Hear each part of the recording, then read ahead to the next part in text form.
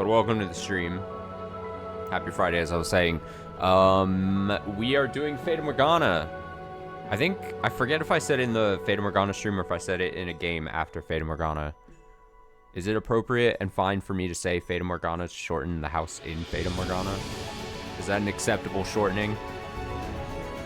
Should I call this, if I wanted to say, so I don't have to say the full thing, should I say the house? What if I just called it the house? Is that more appropriate or less appropriate? The house. Yes, it's good. First time chatter. Oh, I saw the offline sub. So I feel the need to say thank you so much. Very much appreciated. If I remember correctly, most people just say Fata Morgana. That makes sense. But I also didn't want to just, you know what they say about assuming. It makes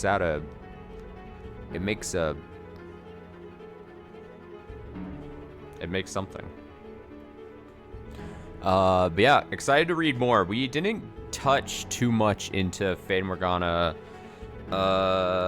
in the first stream. What did we get? Maybe just a couple hours? We only just touched the tip of the problematic iceberg in the first stream. Hello to you as well. Hello. Hope you had a great Friday. Hello, hello, hello. I'm gonna try my absolute darndest best.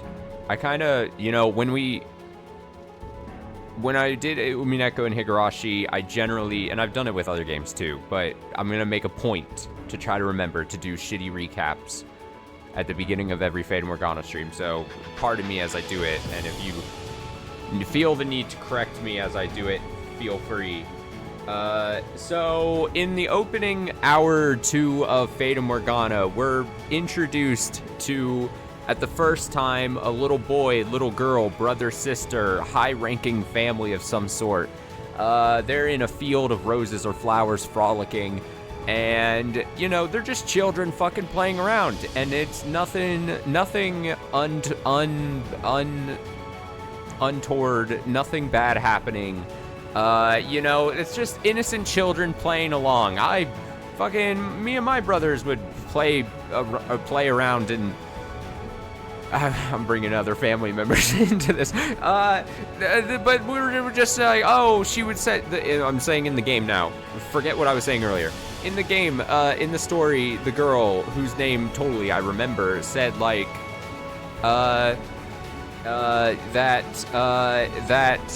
hey, you're my prince, and you're gonna save me, and we're gonna be together forever, and yada, yada, yada. And then we flash forward some amount of time, and she still has that mentality, and it maybe is even worse, where she's like almost possessive of her older brother, seemingly. She's got like, not even dropping hints. It's verging on problematic, to the point where I'm starting to feel uncomfortable slightly, and I think the game is attempting to try to portray that, to the point where we see, like, her, she is actually, when we flash forward, we go into, she's, I think, a birthday, some aged birthday, some probably special birthday in whatever world this is, because her family, her parents, assumingly, I'm assuming again, assumingly, it's some age where you're supposed to start courting other guys or other high-ranking people, and we see this thing, the party's hopping and popping, the PNGs are dancing around the screen, and they're dancing, and he's like, I gotta fucking dance too, I hate dancing, I don't dance, and she's like, you gotta dance for me, boy. And then, so she's like, I hate these guys that are, like, being brought to me because they kind of suck and they're not interested. Why can't I just play with my brother this whole time? I'm just so into my brother.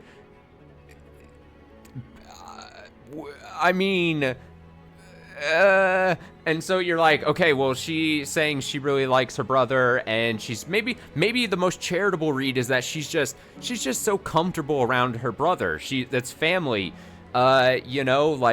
you grow up with your sibling and you're like, I just get really comfortable. I don't have to, act like someone else around them. Like, they know me. I know them for years and years.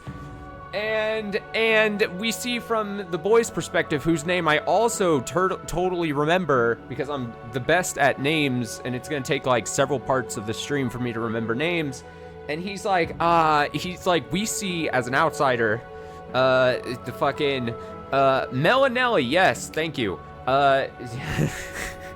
He's like, I'm kind of uncomfortable with this. Like, even if it's not direct language where he says, like, I'm uncomfortable with this, we see from body language through the story that he's, like, totally kind of uncomfortable with this. So he's like, okay, well, I need some breathing space for my sister or whatever. And then at some point, like, I think we went to the nighttime, and he's, like, in his bed, and he's, like, tossing and turning. And then he gets up, and he's like, what? I hear noises or something outside my room. I'm gonna go take a look. I'm gonna go take a peek. And he goes down the hall, and he hears voices, and he sees, he peeks through a little door. He's like, I'm peeking. And he's like, oh, it's like the black-haired maid who I think was taking us, the player, through these visions. So this is a side tangent, but are we getting like a... I don't want to invoke the name of Umineko necessarily and say it's exactly the same, but are we gonna get like a meta level narrative to this? Who fucking knows? We're still so early in this. But seemingly the black-haired maid lady who grabbed us, I think, from the beginning, if I'm remembering things correctly, and took us on the beginning of the story, and she was kind of like a narrator for a second. So it was her, and then this white-haired maid girl, and she, was she wet or something? Did she coming in from the rain? Or did she come in, like, did she come in, like, was she from the beach? I forget. I think she was wet, though. I don't remember. She was sopping wet. I think it was raining outside or something. And this guy, our guy, Melly, just immediately smitten. He's like, wow, she's so pretty. Look at that hair. Look at that pale skin. Like, I'm so into this. And most importantly, she's not my sister. That's fucking amazing. And so he's like, oh man, but I'm like peeping in this room, and they're like having a conversation or something. And it's like, he goes, okay, well, I fucking leave. And so he leaves, and we go the next day, and he bumps into her, the white-haired one. And he's like, oh, she says that I'm working here. And I think the sister was like, she's working here, and I'm working here, I'm walking here, kind of thing. And she was like, they had a conversation. He doesn't know how to talk to people, apparently, because he was like weird. And then there was like a brief little moment where he was like, oh, this fucking place is evil or something. I forget exactly what he said, but it was like, this mansion's fucking evil and is cursed or something, and people die here. I forget. It was like one offline, but it was like clearly like such a deviation from the rest of their conversation that we as the reader were supposed to kind of like hone in on it slightly. So he's like, oh, but don't worry about that. Fucking, I'm really into you. But I can't just come out and say it or something. And she's like, she's all mysterious, so I get it. And he's like, she's like, oh, I'm all mysterious. And so they're like, you know, they're beating around the bush, and he just wants to come out with it. But then obviously we're introduced to that's like a weird sibling, slightly related love triangle. Like, we got a love triangle, and I assume the first point of conflict here is going to be when the sister realizes that her brother is into this girl, because again, at the most charitable, the sister is going to read this as jealousy that this other person could take some time away from her, from him. Does that make sense? Even if we're going to, like, not the true, like, incestual, or, like, whatever, even if we be a little charitable here, at the very least, this is going to be a problem, because she's going to see that as a threat to hangout time or something, you know. So, one of two things needs to happen to Nellie. Someone needs to kill her, or two, she needs to get over it and find one of these people that have been courting her in this thing, and she needs to be paired off immediately, and then, I don't know, whisked away to some other place. I don't know if either of those are going to happen, but that's how I see it. Or there's going to be a problem. And I think that's kind of where we ended. The narrator seems less objective, but at the same time also more objective in a different way. Yeah, she seems interesting. If I'm correct, if I'm reading it correctly, where the narrator is also the black-haired maid woman who's on, like, the title screen and such. Her. Also, are those fingers? I was seeing this, oh, you mean compared to Umineko? I see what you're saying. Yeah. Are those fingers? Why do they look so long? That doesn't seem natural. I wanted to point this out before, Because I see this obviously on the home screen when I'm like booting up the game or whatever. Never mind the color of them, but also they seem weirdly long. So, don't like that. But, you know what? Maybe this art style just people have long fingers.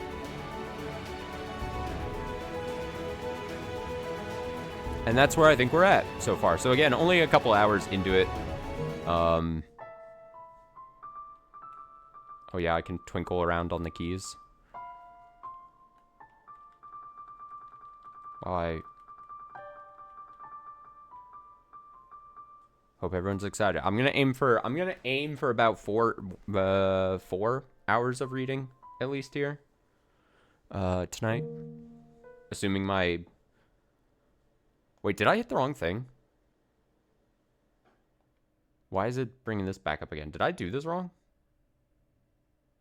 Wait. Where was the load? Did I save? Oh, no. Oh, no. Did I do something wrong? No, don't save also. Oh, my God. No!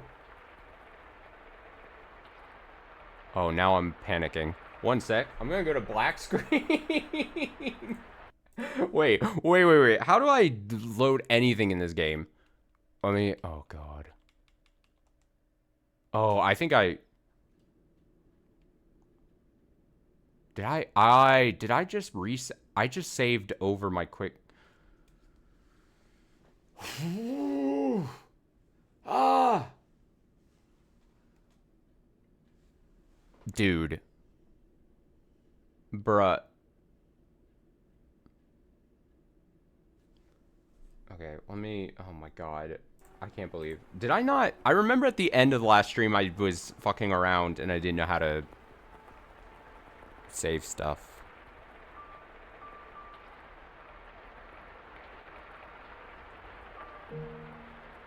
Oh my God. Am I just gonna fast forward to... We gotta learn how to control the... Oh, this is terrible, guys. I'm so sorry. Get her off my screen! What did I do? Oh my God. This is why... No, this is why I'm not professional. Can I just hold it? Oh my God. Is this like scenes? Oh my God. What did I do wrong?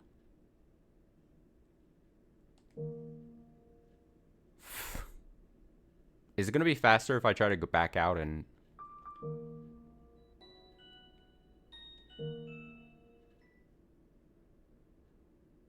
See, I thought so too, but...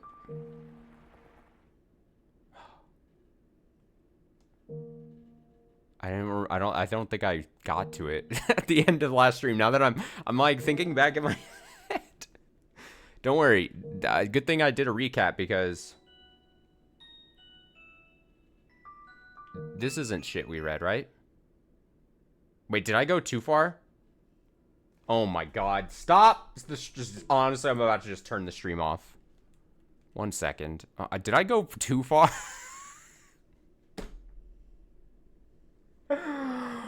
Oh no. Alright. 1 second again. It honestly would not be... Okay, I passed like... I thought I was just going...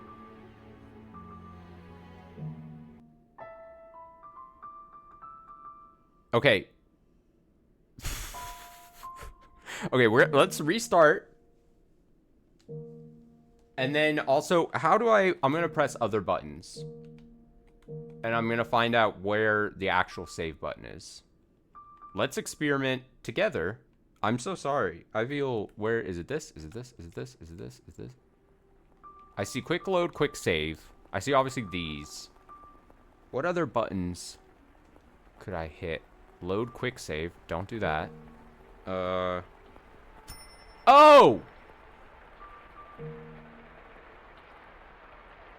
I don't think I actually saved. No.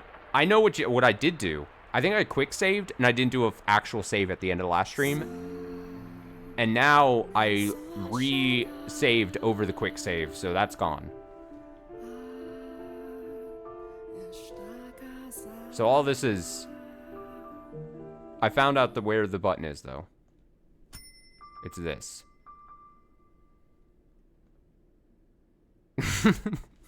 That sounds like something I would do. No, it doesn't. I would never do it. I would never accept defeat like that from my own mistake. Okay, tell me where... Oh, God. She's just on the screen. I think I did... Did I say good morning before? It's the scene after L.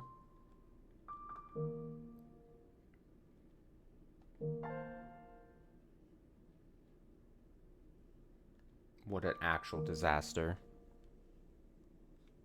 This isn't counting into the 4 hours I said I'd read. I promise. How does anyone watch anything I do? Jesus. All right. Is it here? No. This is the night. The rain won't just let up. This is where he goes to see, he peeps, right? So do I hit skip again? Surely. The red text thing wasn't working, I think. Unless there's...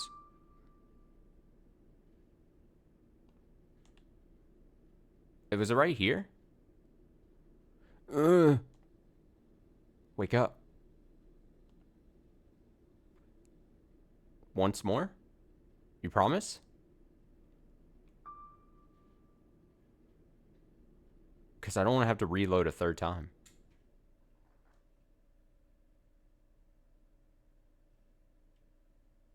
Okay. We watch because I'm funny. That's debatable. Are we sure this is where we're at? Let me see where... I can just check the VOD. Just because I'm being paranoid about it. Let me see.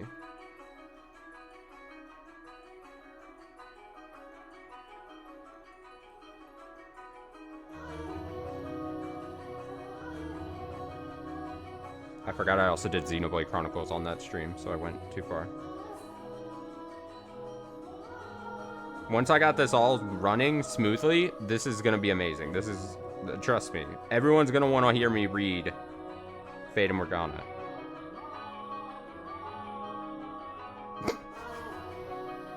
Wait, he's flirting with the white-haired girl. Okay, yeah, this is exactly where we were. Okay. Everyone, we're fine? Here we go. Focus. It only took about 15 minutes to get here. And now I know how to save. Oh, yeah, I should save. Good call. Look at this. It's like I've never played a video game or a visual novel in my life before. That's what this whole beginning part seemed like. I'm not deleting this from the VOD either. You get the true experience if you just watch the YouTube VODs, all right? All right, here we go. Mel says, "You have my thanks, Father. And I apologize for being late today." Oh, now there's something unusual. You're not being punctual. Oh, yeah, I forgot this in the recap. So, like, he was like, I forget, was he down with being, like, studying the religious thing or not? I can't remember if he did it and he was like, I don't like this, or I do it and I do like it. So I feel like I should have, before I said, oh yeah, this was a thing, and then I forgot. I forgot how down he is with this. He does this thing and he studies with the priest or whatever, so I don't know how important that is. He doesn't know. He's conflicted. All right, it's a 50-50. That's why I was confused as well. Or I didn't know one way or the other. Makes sense. Okay. Maybe next time we'll go to a whole month without rain. Do have mercy on next year's crops, Mel. You hyperbolize, Father. So, did something nice happen? Huh? You look like you're in good spirits. Oh, he talked to a girl. Of course he's in high spirits. Do I? No, nothing. Something did happen, didn't it? It's all over my face, isn't it? People prefer an open book to a face of stone. So it is. People may prefer it, but it's not a good trait to have for social engagements. What? Not the kind of engagements you'll be having, anyway. Sorry, don't look so dejected. For now, at least, there's nothing wrong with that. So tell me, What has you in such a joyous mood, Mel? You torment me so, Father. We've taken on another maid. You know how that goes, right? Someone new comes and things get lively for a while.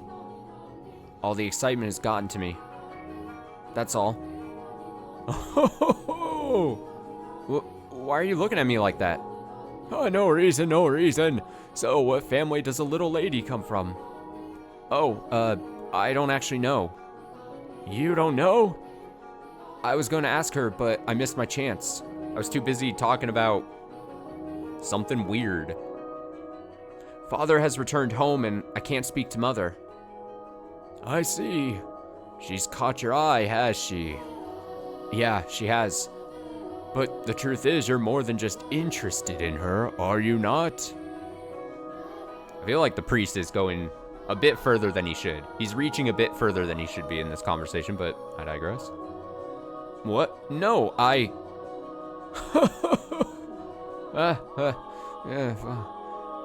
you truly do enjoy tormenting me. Well, should be getting home now. No. Yes?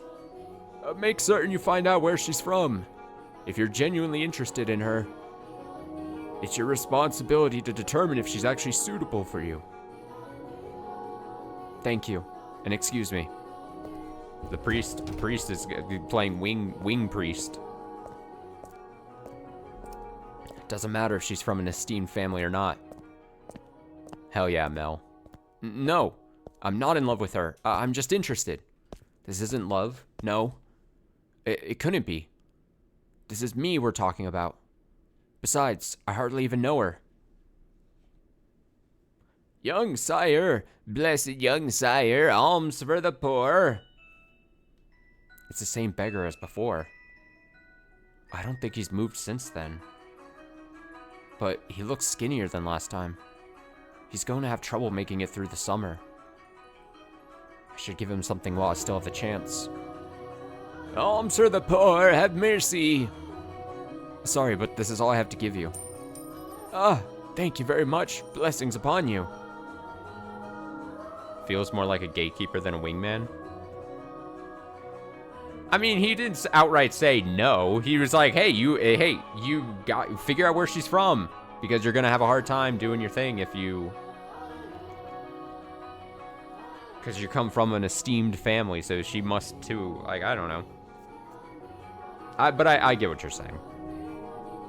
He wasn't just fully gung-ho like, oh, go, you have my blessings, you're good, go to her. No, may the Lord bless your soul, young sire. Thanks. Feel bad for him, but that's just the way of the world. Farewell. The skies are really clear. Sun shone fiercely down on the town that day.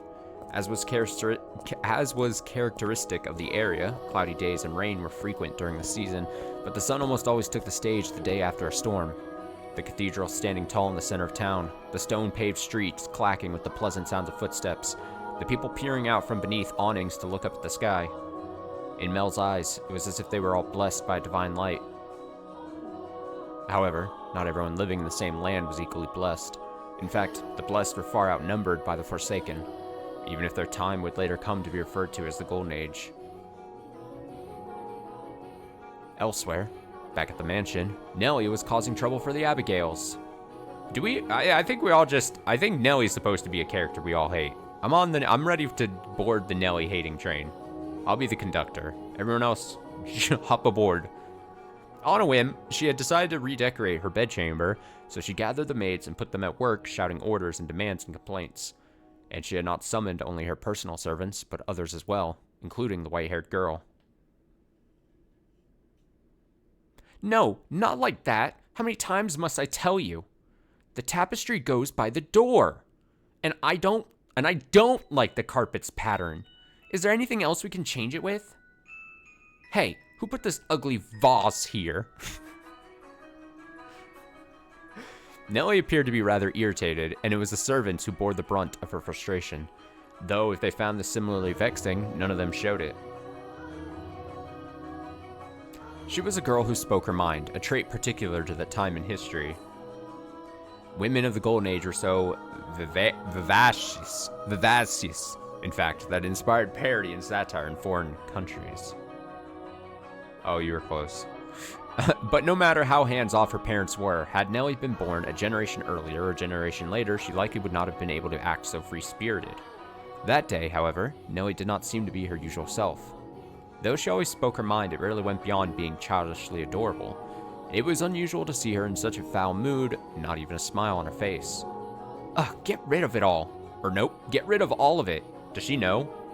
Does she know? Is she aware? The carpet, that chair, the desk, it's all so ugly. Don't we have anything better? If we don't, then order it. Have it made. And you could do that much... You could do that much, can't you? Hurry up and replace them. Oh, look at the fair, pale skin and white hair. And that sullen face. Awooga or whatever. I'm acting as if I'm Mel. That's not me. That's not me, the reader. That's Mel. I'm sorry. It's Friday. It's Friday night. It's been a long work week. I'm gonna be honest. Having only arrived that morning, the white-haired girl was unsure what she was supposed to be doing, caught in the middle of a flurry of maids and furniture and fabric. She chased frantically, scrambling Abigail's with her eyes and made attempts to help, but not being familiar with the work, she only ended up getting in their way. She probably felt that everyone would be better off with her not in the room. So when the maids ordered to get new furniture made their way out of Nellie's room, she attempted to follow them. You hold on a second. You, yes, you with the white hair. However, Nellie stopped her before she could take her leave. What? The white-haired girl turned back, bewildered, to find Nellie smiling at her. I hope we get a name for her soon, because I can't keep referring to her as white-haired girl, please. The corners of her mouth turned up into a self-assured grin. There was no trace of timidity or uncertainty in her demeanor. Her flaxen eyes seemed like they would look nice under the light of the sun. Almost the exact opposite of the white-haired girl. I wanted to talk to you, actually. But Mother never was one to share. I asked her to trade maids, but she wouldn't have it. Trade? You mean for... Heh. Which is why I decided to completely redecorate my room, because then I would need some extra hands. But why? Because Mother and Father refused to tell me anything. Why is that? Who are you exactly? Where'd you come from? Tell me, what house are you from?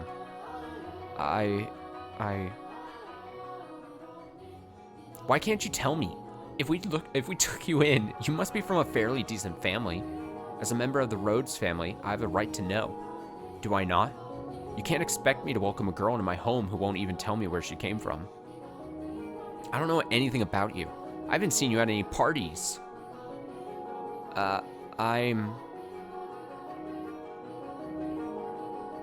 I came from another country. Flaxen. We've heard the word flaxen a lot too. Yeah, that in the first stream, even it was like less than 2 hours that we did, and I feel like I read the word flaxen more than any other word had been written. Another country? What country?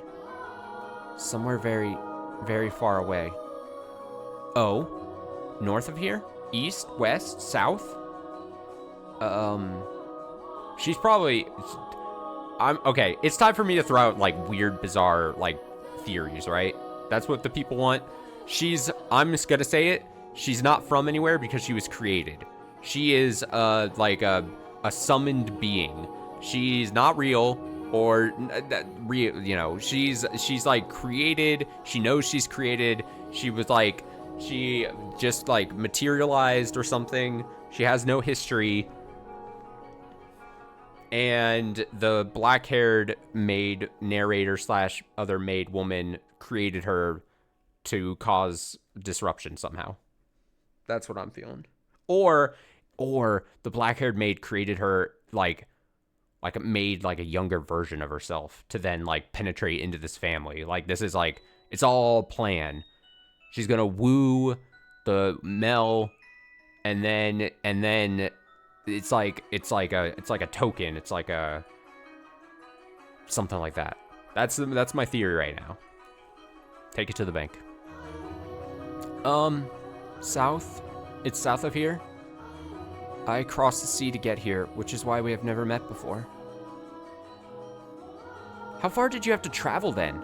How many times did the sun rise and how many stormy nights did you face? Innumerable days and nights we sailed, heading even further south, ever further south. Huh? So tell me, Lady Nellie, that is a most wonderful painting. She just tried to brush me off. I won't let her get away with that, that easily. Painting, it's in my room, so of course it's wonderful. But that one's especially so. You're both so adorable. You, Lady Nellie, and Lord Mel. How old were you when it was painted? Huh? Oh, that painting. Goodness, yes, you have a good eye for art. It is magnificent, isn't it? This was done when I was 4 and Mel was 7. You see how we're standing next to each other holding hands? Oh, God. Oh, look at it. It's blurry, but there it is. I was too young to remember it very well, but Mel looks like he was really embarrassed. But standing there like statues makes for a boring painting.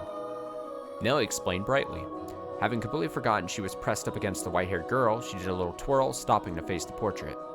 Though many paintings lined the walls of her room, Nellie was most fond of the one of her and her brother. Two darling siblings standing side by side, the older brother smiling kindly and the younger sister sweetly tilting her head, her cheeks the color of fresh-picked apples. It was like the very embodiment of their happiness. A painting lays its subjects bare, you know, fortune and misfortune, happiness and sorrow, enshrined on canvas for all to see. And this reflection is not merely limited to the point in time it was made either. Did you know, Master, that paintings are alive? They are drawn with a brush over an extended stretch of time, unlike photographs which capture a singular moment. The two have their own individual merits, but a photograph is still while painting moves. Portraits reveal both the past and the present state of those they depict. Mel and I have always been close. I would sing songs for him, and he would teach me about all sorts of things. He's so smart. Nowadays, Mel hardly even goes on walks with me, making excuses like I'm an adult now. But we used to spend a lot of time playing. She's so fucking problematic. A lot of time playing together in the rose garden. I see. The white-haired girl normally had difficulty smiling, but her lips naturally curled upward as Nellie reminisced. A vision of the two happy siblings had probably swelled up in her mind, and I imagine there was a faint trace of envy in her heart as well. Lady Nellie, you love Lord Mel quite deeply, I see. Yes, of course I do. Mel's smart and he's studious and he's incredibly kind. For my birthday, he gave me this wonderful rose necklace. The jewelry shop he got it from is famous because even the royal family makes commissions from their workshop. So he had to have it ordered in a month. So he had to have ordered it months in advance. Just for me. He's a prince. Oh? He's pretty charming, wouldn't you say? That's why I call him my prince. But you know what? Mel is a terrible dancer, and he still hasn't gotten his feet on the ground yet, and he's so bad at interacting with girls. So there's no one else who would say that about him. He is quite the gentleman. I assume women would be drawn to him. Gentleman? Have you met Mel already? This morning, briefly. That reminds me, Mel seemed to know about her too. What do you think about Mel? As I said, he is a gentleman. That's not what I mean. Don't think I'll let you get away with putting any funny ideas in his head. What? Mel is too trusting. He's pure of heart, so I won't stand for you trying to take advantage of him. I would never. So you say, but you actually want to get close to him. I wouldn't dream of it, Lady Nellie. He is a man far beyond my reach. You aren't planning on doing anything, are you? God, she sucks so bad. Not at all. And you don't have any romantic feelings for him, do you? What, well, do you? I have no romantic feelings for him, Lady Nellie. And you won't develop any? God, the sooner Nellie dies, the happier I'll be. I'm gonna be honest. If we see Nellie die tonight on this stream, I'd be happy. And you won't develop any? I will not. And with that, Nellie gave a wide, satisfied grin. even though one has no way of knowing how another truly feels, or how they might in the future. Heh. You wouldn't, would you? Now that I think about it, there are plenty of other boys. You getting together with Mel is downright absurd. Indeed. But anyway, back to what we were talking about earlier. Your family, I almost forgot. You haven't told me exactly where you came from or anything about your...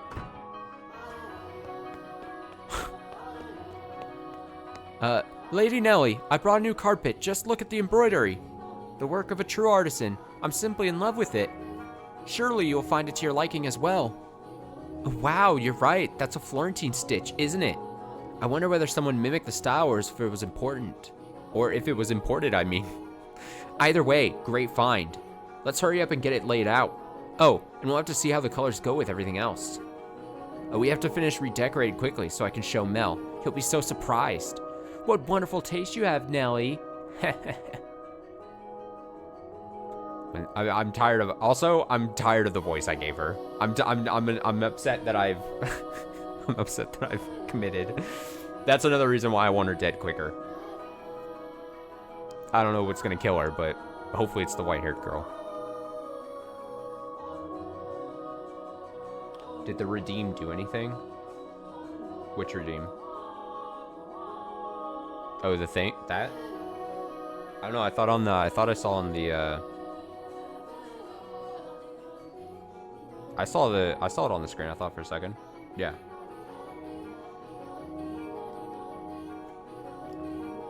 Although I'm pretty sure, just for the heads up, it won't be on the VOD because it's all Twitch side.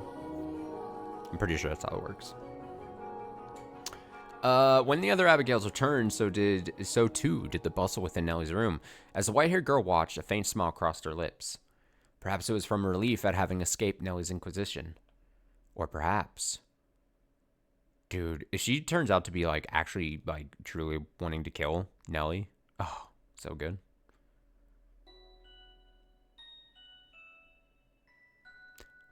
Nellie, I'm back.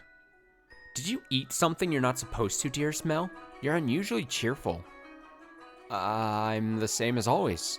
Anyway, never mind that, dearest Mel. Take a look at my room. I redecorated today. So, that's what you've been doing, hiding away in the house all day, Nellie. How is that any different than what you were doing? You were in the church all day.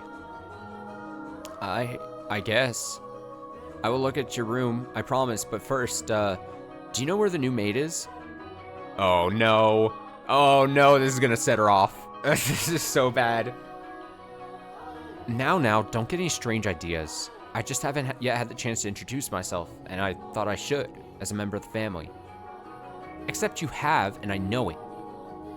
She just said that internally. Being the eldest son, it would be shameful if she were to pass me in the halls not even knowing who I am, so... Don't ask me. What? But you were in the house all day. She attends to Mother, so why would I know where she is? Though she did help redecorate my room. You made her help? That's work for the men servants. There was no reason to make the maids do it. Oh, so you're saying I should invite a bunch of men into my room? Nellie, you gotta calm down. I go into your room all the time, Nellie, and you were in my bedchamber just this morning. Only one man is allowed in my bedroom, dearest Mel, and that is you. So unless you become a servant, which I will not stand for, I will not ask any of them for help. Oh, Nellie, you ought to be a little more what? If you're going to lecture me, I won't hear it. What am I going to do with you, my little lady? What? Why are you looking at me like that? We talked about you, dearest Mel, and I'm not going to tell you what she said. About me? What did she say? Please, Nellie. The desperation is so good. He's like, oh, you talking about me? She said she fucking hates you. She never wants to see your face again. She said it 2 times over. She hates your guts. She's gonna throw up next time she sees you. She said she has no romantic interest in you. What? Why did that even come up? Because we're both girls. We talk about things like that, what kind of boys we like, and who's the most handsome. This is so... Oh my god, it's I'm like uncomfortable reading it, but it's like funny, but like it's just so like perfect, exactly how like the stupid girl would be. Why do you look so downtrodden, dearest Mel? You look like a sad little boy who can't get his crush to notice him. That face is unbecoming of a prince, Mel. Are you interested in her? That's strange. You haven't even met. I'm not. It's just depressing to find out that someone you've never even met doesn't like you. That's all. Man, it's tough. My guy Mel here. He's gonna be trapped in Nelly hell forever. If I'm going to make my move, I must do so soon. I don't have much time. Oh, please have your move be killing Nell. Decapitation, preferably. The master of the house isn't around, so next in line would be him. That painting.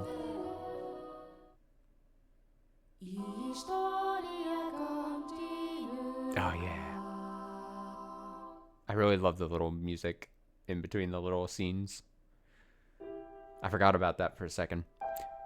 Despite his near devastation by Nelly's news, Mel's flaxen. There's a reason we keep getting the word flaxen, yeah? There's gotta be, there's some trick. It's popping up now too. And now that it's been said out loud, now I'm gonna notice it every time. Mel's flaxen eyes continue to wander in hopes of catching sight of the girl. By now, it should be quite obvious to you what Mel was feeling. But the boy himself was having difficulty comprehending the things going through his heart. Emotionally, he was horribly unstable, like a ship without a sail. And still, every time he spotted the white-haired girl, his heart would leap, his whole body jitter with anxiety and excitement. I do like the art style to this game kind of so far. It's a nice fitting to like the story and the like the time period that it seems this is. It's gonna, for me, just because of the style and everything, it's gonna be hard for me to say any visual novel beats it, something like Umineko to me in music. And again, not trying to just compare things, but like I was so into the use of music and the different tracks in something like Umineko. I'm not saying this can't, I know we're so early in this, but it would be hard for me to say like visual novel wise for me to rate like something above Umineko. And still, every time he spotted the white-haired girl, his heart would leap, his whole body would jitter with anxiety and excitement. He had never felt anything like this before, and as such, he struggled to keep these strange emotions in check. Whenever he saw an opportunity, Mel would speak to the white-haired girl. In days he was unable to, he either spent in secluded silence or a distracted daze. Love is a curious thing. It has the power to change those who experience it. When he did manage to approach her, he tripped over his tongue. Again and again he talked to her, and again he stumbled. I imagine, if you were to take him to see a romance at the theater, in his present state, he would cry just as much as little Nelly. We cry at tragedies because we draw parallels with our own lives. At least, that is what I think. Great tales of romance attain true gravity with the audience only when they are personally familiar with love. In any event, the white-haired girl was, as a result of this, visibly perturbed. She was delighted that he was being so kind to her, but confusion overpowered every other emotion. She appeared to be at a loss for what to do as he clumsily catapulted words and stares at her. But Mel did not back down, though he probably knew not what caused such fiery emotion to erupt from within his breast. One's first love, in particular, tends to burn like wildfire. Are you familiar with the sensation, Master? Oh?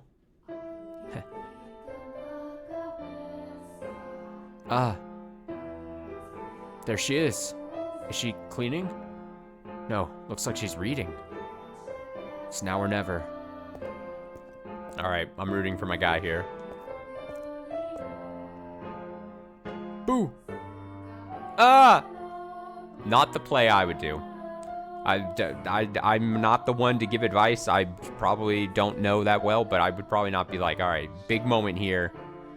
I'm gonna do the playful little jump scare thing to her. I would probably avoid that, but it's fine. Sorry, I didn't mean to scare you. Lord Mel, you very clearly meant to scare me. Because you just wouldn't notice me. But what are you reading? You look pretty engrossed. Oh, I'm sorry. I should have asked for permission. It's fine. No need to apologize. Feel free to read whatever you want, and you're welcome to bring books back to your room if you'd like to spend more time with them. Sorry, I'm just adjusting something on audio. But I was just amazed that the mansion had a library. It must have been a lot of work to collect all these books. There are some pretty old books in here too. Your grandfather's? Some that he collected and some even older than that. Take a look at this. I think it's a diary, but it's not from this country. Or this century for that matter. Maybe a feudal lord? Huh. Here, he's complaining about the quality of the harvest. Can this forsaken land only produce over-sour grapes? If only the largest of the, Barney? Or maybe Barnier? If only the largest of the Barnier estates were mine instead. The land there is much more suitable to cultivation. There you have it. You can read this, Lord Mel? More or less. I've looked over it several times already, so that wasn't too difficult. Why would such an old book be here? I'm not sure. Reading is great. I'm not sure. It and all this was already here when I moved into the mansion. Have you not lived here your whole life? I was born at our estate, but to me and Nellie, this is more like our home. We moved when I was still young, and we've lived here ever since. Nellie and Mother have both grown quite fond of it. Father, though, often goes back to the house because he doesn't like all the roses. By himself? Yeah, well, sometimes Mother goes with him, but for the most part, he goes alone. But don't get me wrong, it's not because they don't get along. In fact, they act more like teenagers in love than grown adults. It almost makes me sick having to watch it. It is a wonderful thing to be so close, no matter how old they may be. True, but still, there are those in the world who cannot be with the ones they care for as much as they may wish. I'm sorry about that. Oh, that's right. The book. What were you reading? I, wasn't exactly reading.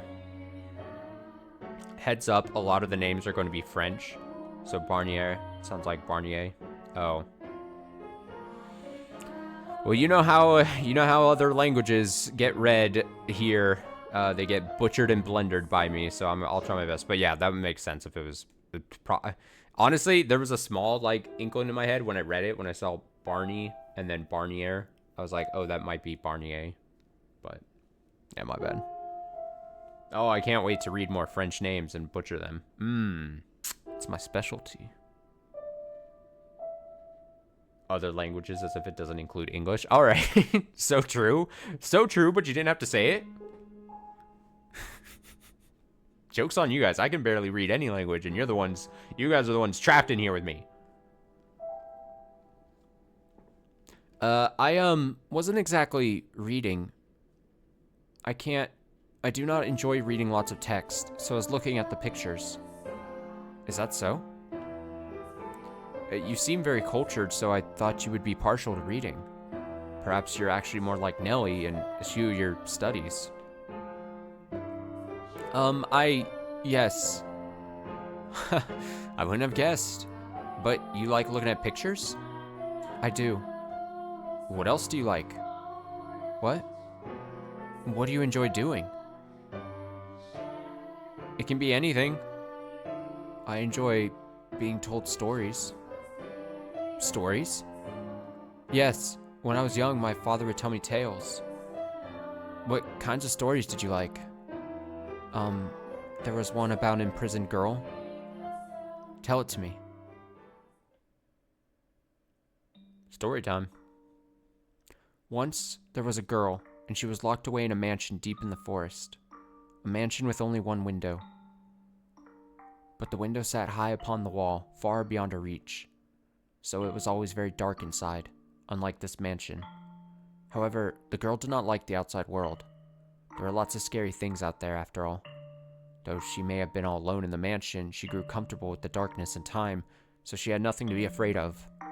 And then, am I doing a good job? You're doing fine. Keep going. What happens next? Okay.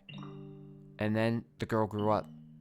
By then, she had already forgotten why she was locked up, but she was content with the darkness. However, her eyes couldn't help but be drawn to the little bit of light that spilled through the one window. Though she was comfortable in the darkness, the sight of the light made her heart race. At first, the girl thought it was because she found it unpleasant, because she disliked the light and the outside. But slowly she came to realize that she was curious about the outside world. What could be happening out there? For all she knew, the town, the forest, the people, all of it could have changed while she was imprisoned in the mansion. But she had no way of finding out. So the girl decided to write letters and throw them out the window. What began as empty grasping became routine, continuing for several months until she was finally ready to give up. But then, a beautiful white dove flew in through the window. Do you like that sound effect? Tied to the dove's leg was a letter. Her heart racing, she read the words contained within. It seemed to have been written by a man. The letter contained numerous questions for the girl. It also said that if she attached her reply to the dove, it would bring the letter back to him. She was astonished, but she wrote him back anyway, taking care not to mention where she was. After having exchanged letters a number of times, the two felt very close to one another, as though they had known each other for many years despite having never met. And eventually, the man said he wanted to meet her? Indeed. The girl was unsure what to do. Should she tell him of how she lived? Should she reveal where she spent her days? She was afraid if she did, he would cease to send her letters. She was sure he believed her to be a young lady of noble blood, and not a girl locked away in a house deep in the forest. The girl could not bring herself to write a response. She released the dove through the window with nothing attached to its leg. And yet, it returned with another letter, written in the man's familiar hand. You must surely have a grave reason for your silence, it said. I would like to know that reason, and I would like to help you. No matter what it may be, you have my word. She deliberated. Though his letters were kind, she did not know this man. He was from the outside. Would he still treat her the same way when he met her? And did she even want to step out into the world beyond? What do you think she did? Wrote a letter and agreed to meet him, right? Yes, she did. The girl made up her mind. She would write a letter. As always, when she tied it to the dove's leg, it flew out of the window. The second attempt wasn't as good. And for some time after that, she received no response from the man. This saddened her, but she thought it was for the best. She belonged to her own confined world, her world of darkness. But then one day, light shone into the mansion. The sealed door had been opened, and in the doorway stood a handsome young man. I have come for you, he said. The man was a prince from a neighboring kingdom. When the girl stepped outside, before her sat a magnificent carriage, the likes of which she had never seen before. Nope, she had never before seen. Important. Accompanied by many servants. The prince, kind as in the letters, swore his love to her. And the two lived happily ever after.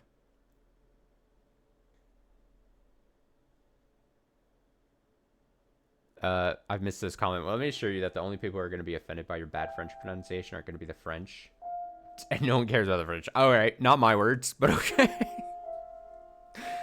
Ah, what a nice story. I love French people. Oui, oui, baguette. What a nice story. I'm glad it had a happy ending.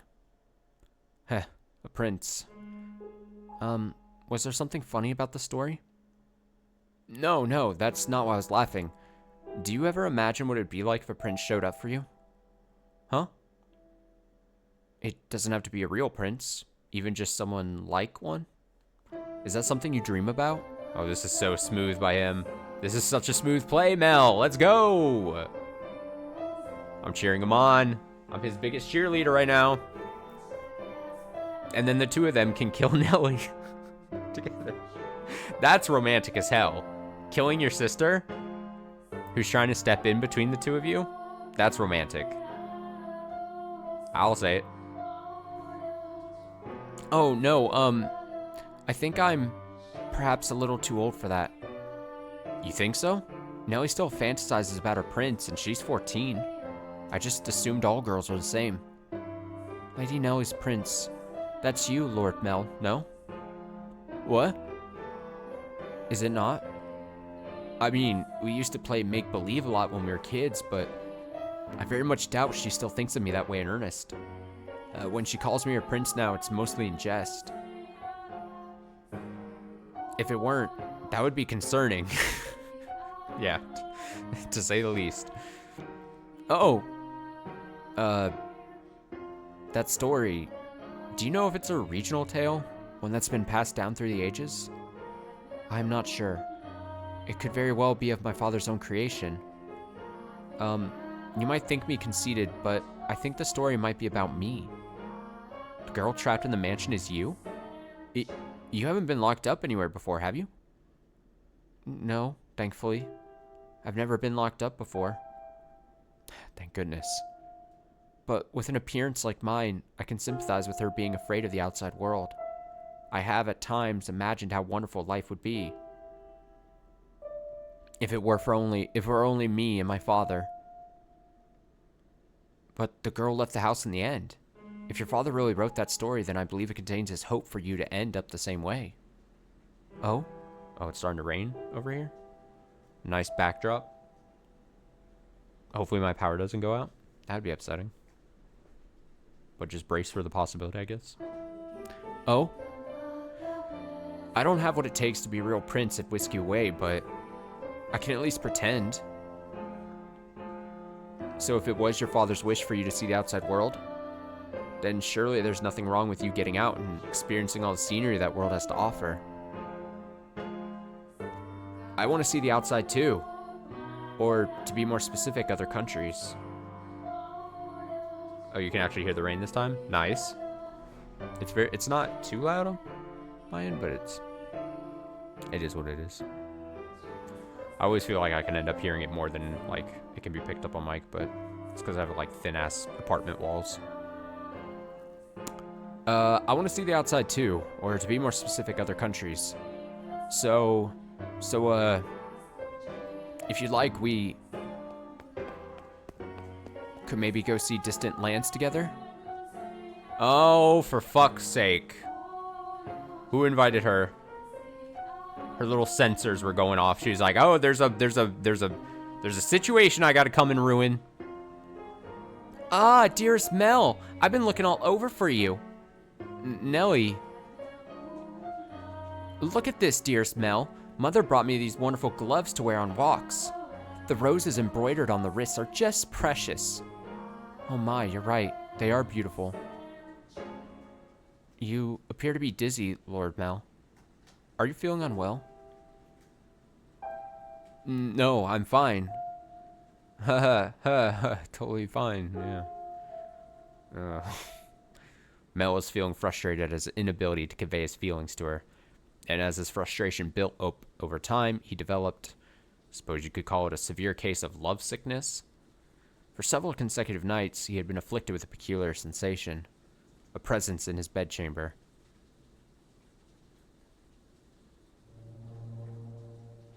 Death. Death to the unholy one.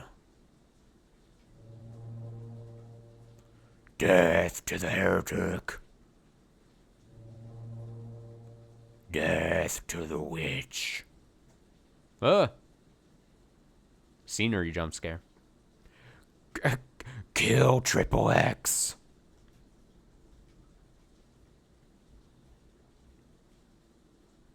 Well, okay. Man's voice. Can we get a man's voice? She's... Why? I never wanted her to die. Was she not eating? Oh, man's voice 2. Man's voice 2 is just some ellipses. Man's voice 3. Seal off the tower. Understood? No one finds out about this. How can you be so calm? Don't you understand what you've done? Ha! Pining the blame on me. Pinning, I mean, not pining. How nice it must be to be able to distort reality with panic. You're just as guilty as any of us. I never wanted her to die.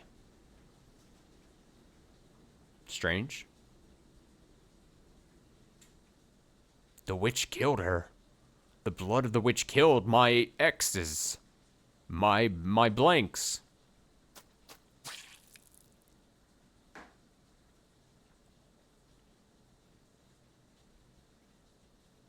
Well. Ah!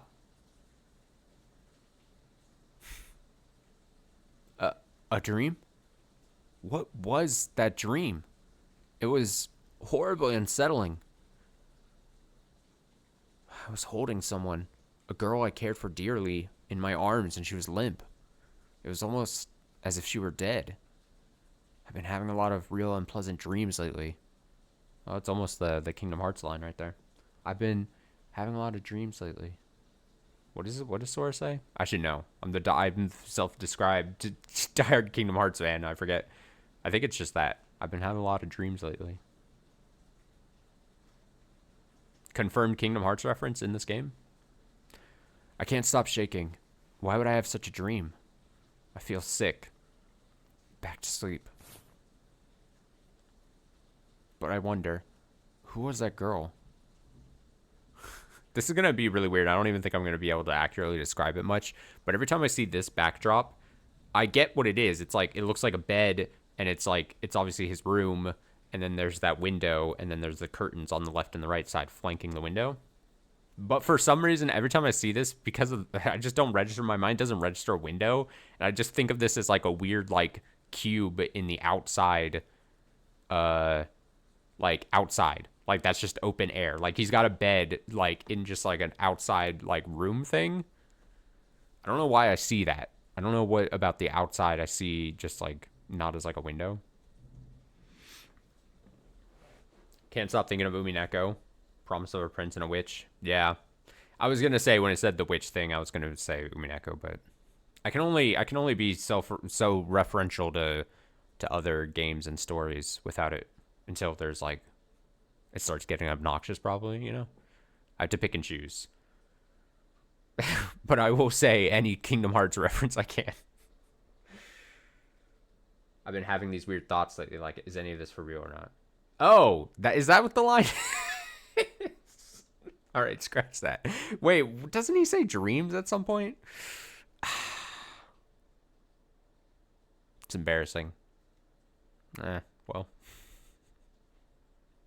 I mean, that sounds right when you put it out there. I don't know. For some reason, I'm thinking dreams. All right, it's nothing like this then.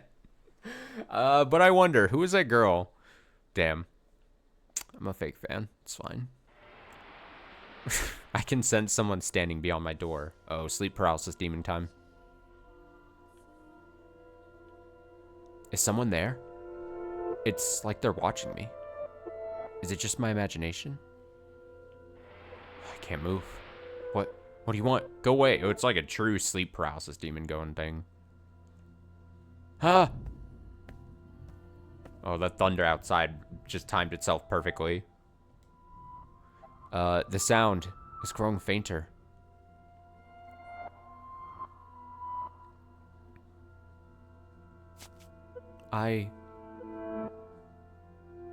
Is that truly what your story meant, Father? But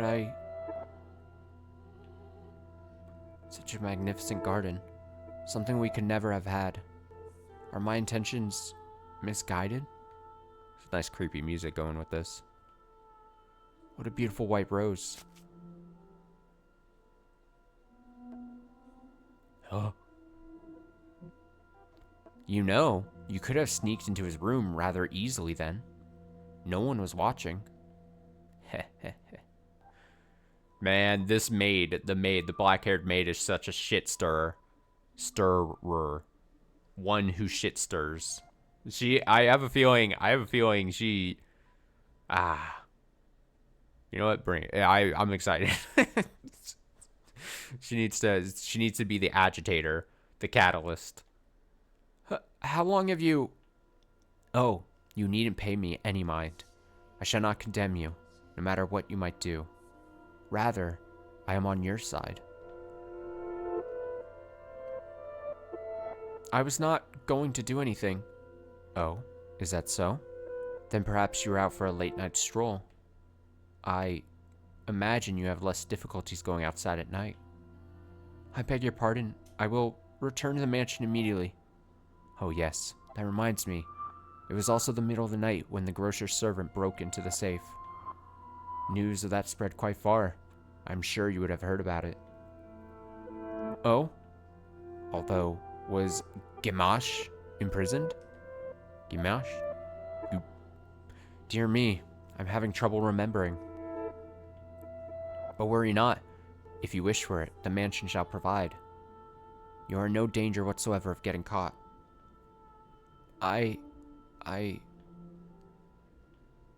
You said that a witch lives in the mansion, did you not? I did. Does that sound perhaps a bit archaic to you? No. I believe those rumors mockingly refer to me. Oh my. I've been accused of being a witch before. Which is amusing. I don't have any magical powers. I simply have an unusual appearance. My, what a lovely shade of red. The rose. Is something the matter? This rose was white until I took it in my hand. Heh, is that so? I apologize. I must sound mad. I'm sure I was just mistaken. It couldn't possibly have changed. I wonder. Yes? Did the girl locked in the mansion become a princess? What?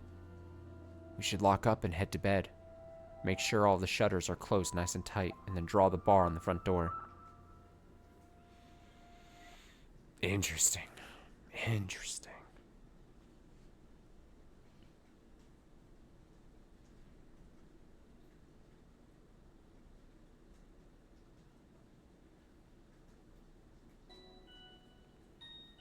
Slowly but surely, time trekked onward, everyone working towards their own individual goals. Each early summer breeze that blew through the garden was like God's hollowed breath carrying the flowers' fragrance in through Rose Manor's windows. If only time could be stopped and this beautiful era made to live on through eternity. As usual, Mel's eyes chased after the white-haired girl, and Nellie pursed her lips in frustration at him. But she was still rather docile. Even taking into account how self-centered she behaved, how fickle her temper, Nellie's fits were still no worse than a playful kitten. See? At that very moment, her lively little feline had her claws poised to swat at the flaxen-haired young man. Mel, you promised me! Or have you forgotten? I haven't forgotten, I'm just asking if we can go on another day. Another day? This isn't something that happens every day. I've been looking forward to tonight's performance for so long. There's nothing I can do about that. We're having a gathering at the priest's home tonight. Several high-ranking officials have come up from the mainland just for this. Who cares? I care. You know, Nellie, it doesn't have to be me who goes with you. No, I want to go with you, Mel. You've been so distant lately, dearest Mel. You refuse to do anything with me. That's not true. Tell me, if you can't go today, when can you? When will you be willing to go out with me? When will you be willing to play cards with me, to have tea together? I can't make any promises. I have things to do, obligations. And Nellie, you're almost an adult yourself. Stop acting like such a child. I'm not an adult yet, I'm still a kid. If it means I don't get to play with you anymore, dearest Mel, then I don't want to be an adult. Dear Lord. Nellie, you can't. Lady Nellie, the master wishes to speak with you. Huh? Father does? What could he want? Go on, Nellie. You can't make Father wait. He's very particular about people keeping their appointments. Yes, he is. Unlike you, dearest Mel. What's got her in such a foul mood? Oh, Thank goodness they're small miracles. Nellie just won't seem to take me at my word lately. You mustn't be so harsh on her. She is your one and only, darling little sister. You're right, but still, she's taken it a bit too far of late. Oh? I'm not so sure. She does not seem to be behaving any differently to me. Am I the only one acting differently then? Well, enough about that. Can I ask you a favor? Me? What can I do for you? I was thinking... Physically, Mel was undeniably a young man, but the smirk that crossed his lips as he schemed gave his face the sweet look of a little boy. Or perhaps that was simply put part of his charm, and it was not the age disparity, but his character that made his smile so heartwarming. What did he ask of me? Heh. Question mark. Heh. You shall find out soon enough. Oh, what a tease. To kill Nellie. Now I'm so dead set that everything is leading up to the murder of Nellie. I'm so ready for it. Any character, please. The beggar. Bring back the beggar. Or have the priest man do it. I don't care. Joint effort. Whatever it takes. It's cloudy. And thank goodness for that too. Though it would be even better if it were even darker out. I believe the textile shop was around here. Hi there. Lord Mel. Fancy meeting you here. Yeah, what a surprise. So, what do you say we take this chance to go for a little walk? Since you're sensitive to the sunlight, we can keep your eyes out of shadowy areas as we go. And if you feel unwell, just let me know. I was sent out to run an errand. Don't worry about that. Come on, follow me.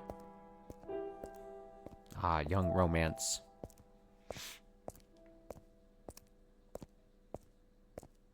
I'm sorry, it actually wasn't an accident that we crossed paths. I planned this out ahead of time, asked to have you sent out on a fake errand. Feels like I'm always on alert back at the mansion. Huh. Can't relax in my own house. It's actually kind of funny. I'm sorry, that was inappropriate of me. I just thought, since the sun's mostly blocked out, it would be alright if... I'm feeling just fine.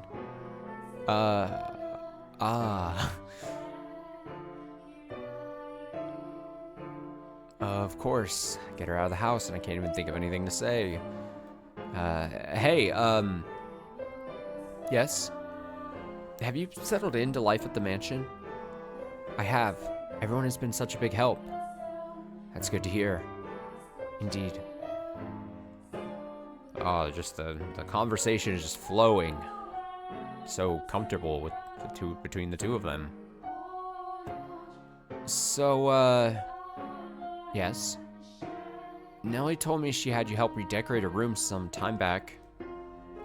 Yes, that was shortly after I arrived. What of it? Yeah, I heard you were talking shit about me. Was that true what you said?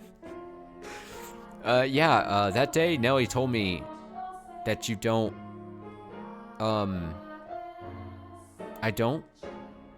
Never mind, sorry. It's not important. It is important, but I can't just ask how she feels about me. That would make it sound like I sound like I do, don't I? Lord Mel. Oh, sorry. Had something on my mind. It looks like it might rain again today. The weather usually gets better as summertime approaches, not worse like it has been. It won't be a heavy storm, though. No? The wind is too gentle. You can tell from that? Vaguely, but yes. She has storm powers. Huh? That's impressive. I often leave the house unprepared, only to find myself sloshing back in the rain. You laugh a lot more than you used to. Do I? Yeah, and I like that. You look better with a smile on your face. A smile suits Lady Nellie much more than I. What? Her smile and your smile are completely different. Also, a smile suits you as well, Lord Mel.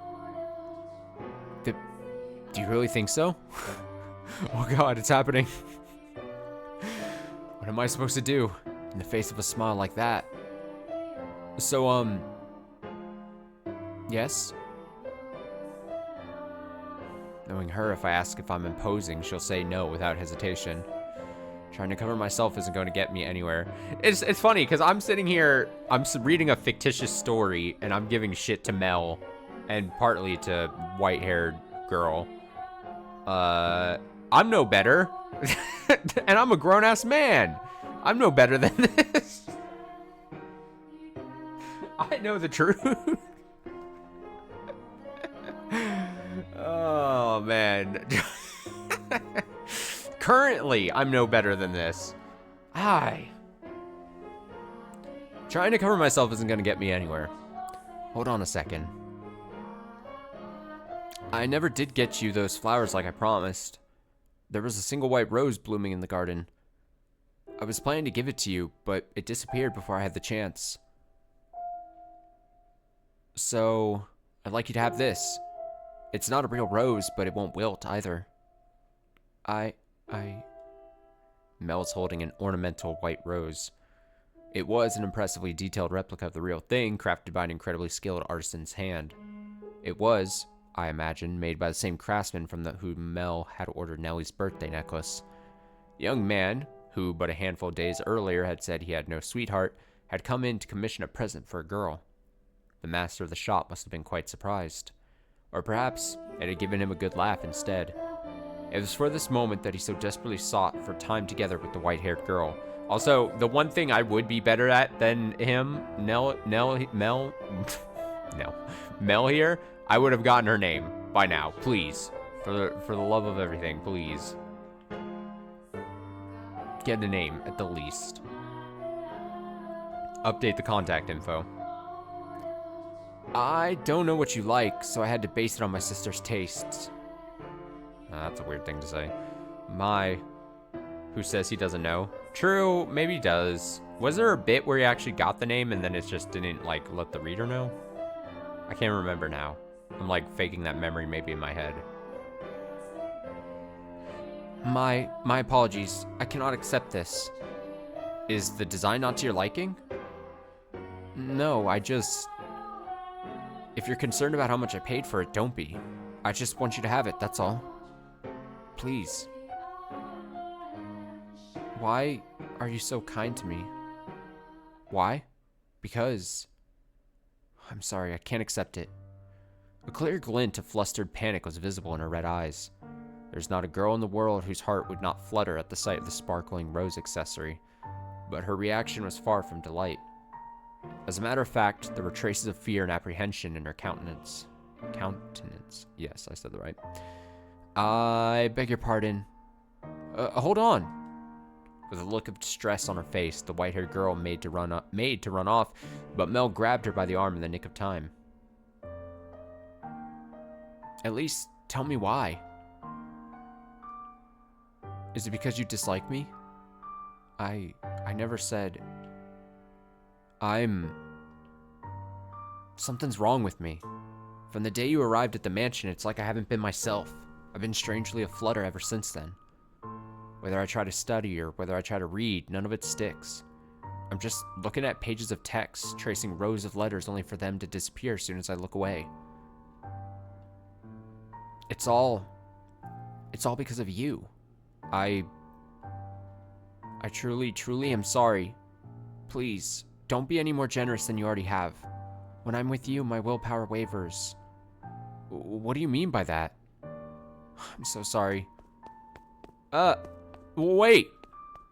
Mel's grip loosened for a moment, allowing her to slip free and dart off like a gust of wind, not giving him a chance to stop her for a second time. The dumbfounded Shit. I shouldn't have been pointing it out to me. The dumbfounded flaxen-haired boy stood frozen in place, left all by himself. Not like I didn't already know it, though.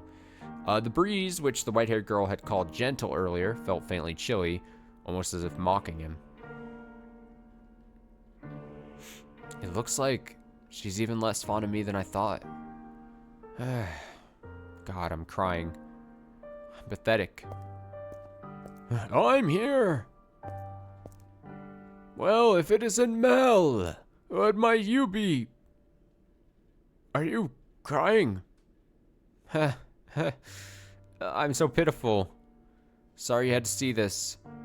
Oh, think nothing of it. I passed by a girl just a few moments ago. She appeared to be rather distressed as well.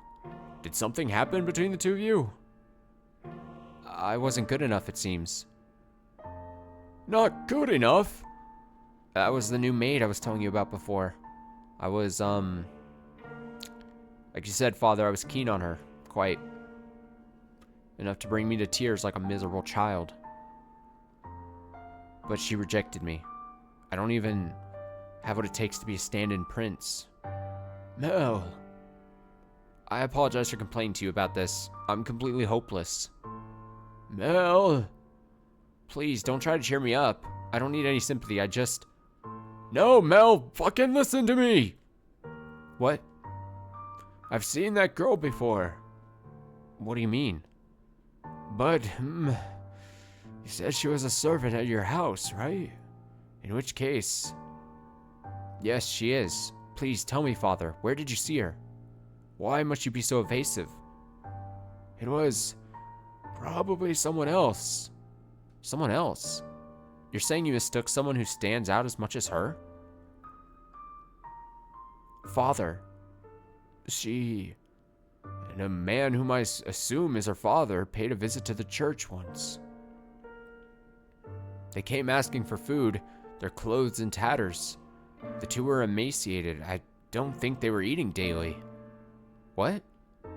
Wait a minute. Are you saying... She's a beggar? But Father said she came from an esteemed house. Which is why I said I might be mistaken, Mel. She has a singular aspect, but it's possible there's another girl who looks similar. Deep down, though, the priest surely believed the opposite. And so he said sternly, like teacher to a pupil, But you must be absolutely certain, Mel. Understood?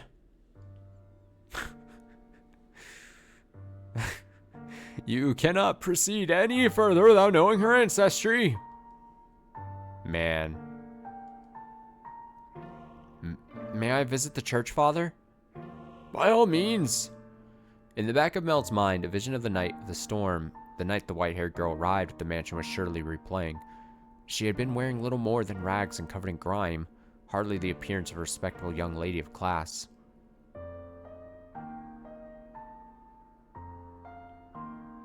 Have I been putting her through unnecessary stress? If she actually turns out to be nameless, to be rankless, no matter where she comes from, my heart is decided. I will not fool myself about how I feel any longer. No, I cannot fool myself. But how does she feel? What will everyone else think? I have to find out why she was welcomed into our house. I'll ask Mother or Father. No, if for some reason they don't know she isn't, if for some reason they don't know she isn't aristocratic, I'm better off not saying anything. But if they don't, then does that mean she's been lying to us? And to them? I have to find out. This time, I must get answers.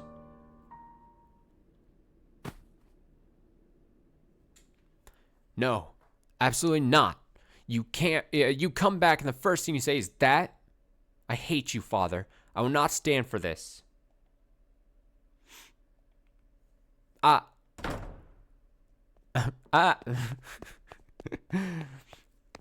Why? Why would he just suddenly throw that on me? He didn't even ask for my opinion. No, I won't do it. I'm fine the way things are. I'm just fine.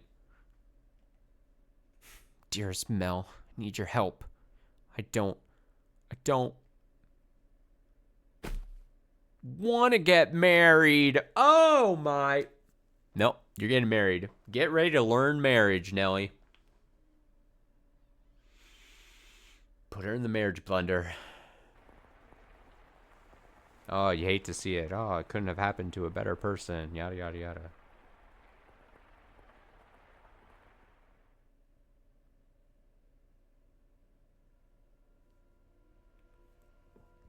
This may seem sudden, but I must confess that I made a grave mistake.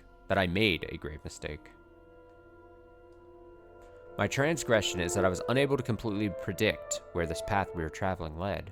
Oh, thanks so much. Gifting us up. Thanks so much. Very generous. Very gracious. My transgression is that I was unable to completely predict where this path we were traveling led. My hands were full dealing with my immediate day-to-day tasks. So, I could do naught but pray there was happiness waiting in the future. Happiness for everyone who lived within Rose Manor. But I am but a mere maid. There are limits to what I am allowed to do. And furthermore, it was not my place to offer her my hand. Roads, such as the one we are following, have a way of diverging with little warning. And if you do not turn the wheel exactly right at those sudden forks, you may end up somewhere horribly off course. I was well aware of that fact, which is why I thought that what I did was for the best. It's happening again. I made sure the door was closed, but I can sense someone standing there. It's creepy. Someone watching me. Footsteps. They're looking down at me? I want to open my eyes, but I can't do it. Curses. It's like when we were a kid and you lost a tooth and you put your tooth under your pillow and the tooth fairy was supposed to come to you, and then you get woken up in the middle of the night and you don't want to move, but you open up an eye slightly and you see it's your dad standing over you. Like, just a relatable story. Oh man. Curses. You're just going to leave without doing anything, aren't you? Then hurry up and get out of here. When I was skipping, I think you skipped all the way to here. Really? That far? That many scenes? I guess so, if it was just going by scenes. I guess that makes sense. Yeah, because it would have been 2 of those. Because the scenes, I guess they count it literally just by when you get that little, like, title transition thing in the corner. So I guess we have, like, read just, like, 2 of those, maybe. 2 or 3. However many times I skipped. Dang. Then hurry up and get out of here. Free me from this torture. No. Tonight they're on my bed now, looking down on me. My neck. My neck meat. What? I can't speak. I can't move. Oh, this is creepy. These cold fingers. That soft breath. Is it the white-haired girl or is it the black-haired maid? Is it the maid or the white-haired? Who's strangling him in the night? Is it Nellie? It's not, it can't be Nellie. I mean, it could be Nellie, but I don't think it's Nellie. Why? I can move my body, but that's not important right now. Oh shit. Oh, we're getting a glimpse. Oh, hey-o. Wait, hold up. Maybe it's not creepy, maybe it's romantic. Choke me in the middle of the night. Make me think you're a sleep paralysis demon. I'm kind of into it. You smell of roses. The scent of a world far removed from ours. He made to gasp at the sight before him, only to realize he could not. The pressure of her cold fingertips wrapped around his throat robbed him almost entirely of the ability to breathe. Why? He silently mouthed the word. For that moment, at least, her melancholic ruby eyes were focused wholly on the flaxen-haired young man. In them glowed a faint flicker of willpower and a continuously burning agitation that roused her to action. I told you to stop being so kind to me. Why? It will all be over soon. Please don't make any noise. Oh my god, is she killing him? Oh, that'd be dope. I mean, no, I don't mean dope. Well, do I mean dope? Yeah. Why? To put an end to this family, you are my only... Why are you shaking? What? What is going on? The fuck is... Upon hearing Mel's words, the strength drained from her slender fingers. He had not been questioning why she would do such a thing. There was, of course, a trace of bewilderment visible in his eyes, but he did not shout, nor did he tremble in fear. He instead expressed concern for the young woman who looked like a cornered rabbit. I am not shaking. You are. I can see it. As he slowly regained his breath, Mel's voice too grew clearer. Conversely, the red-eyed girls grew progressively more faint and raspy. You're not doing this because you genuinely want to. There's some other reason. This is what I desire. Have you been to my room before? Many times. You have. I'm sorry. Well, I'll be damned. Tell me, why are you shaking? You're not putting any pressure on my neck. Why haven't you run? Because I cannot fathom why you would do this, so I'm not afraid. Do you hate me so deeply you want me dead? Do you despise me to the point you would be willing to take my life with your own hands? No, I don't. See? Like I said, there's another reason. If it isn't because you detest me, then tell me, why is it? I am sorry. I'll leave your room now. I'll do my best not to bother you any further, so please forget anything ever happened. What? I'll come back and I'll try to kill you tomorrow or something. Just lay in wait tomorrow night. I'll be back. You think I'm just going to say okay and let you go? Why can't you tell me the reason? I'm sorry. All right, then I'll try and guess. What? It has something to do with your lineage. You're troubled by it somehow. Am I right?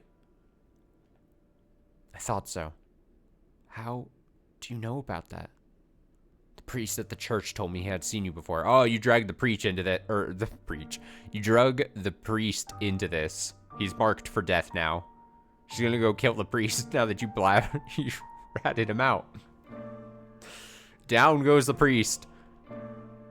The priest at the church told me he had seen you before. He also told me a little about your origin. But that's all I know. The only difference between us is social rank. I don't know what would cause you to do this. Please, tell me who you really are. Tell me why you came to the mansion and why Father allowed you to be a maid. I haven't said anything to Mother or Father. If you're hiding the truth from them, they still don't know. But I want to. I won't get mad at you or have you punished. I'll even swear to God if you'd like. I want to be the prince who whisks you away. I want to be like the prince who rescued the girl from the dark mansion and showed her the world. This is romantic, though, in a weird, twisted way. You almost get choked out by, like, someone, and then she stops. And then you're like, I don't even care. It doesn't even matter that you tried to, like, kill me or something. Whatever, fuck. It's kind of smooth. It's bold enough just to maybe work. I know I'm not that dependable, but I want to help you. Why do you show me such compassion?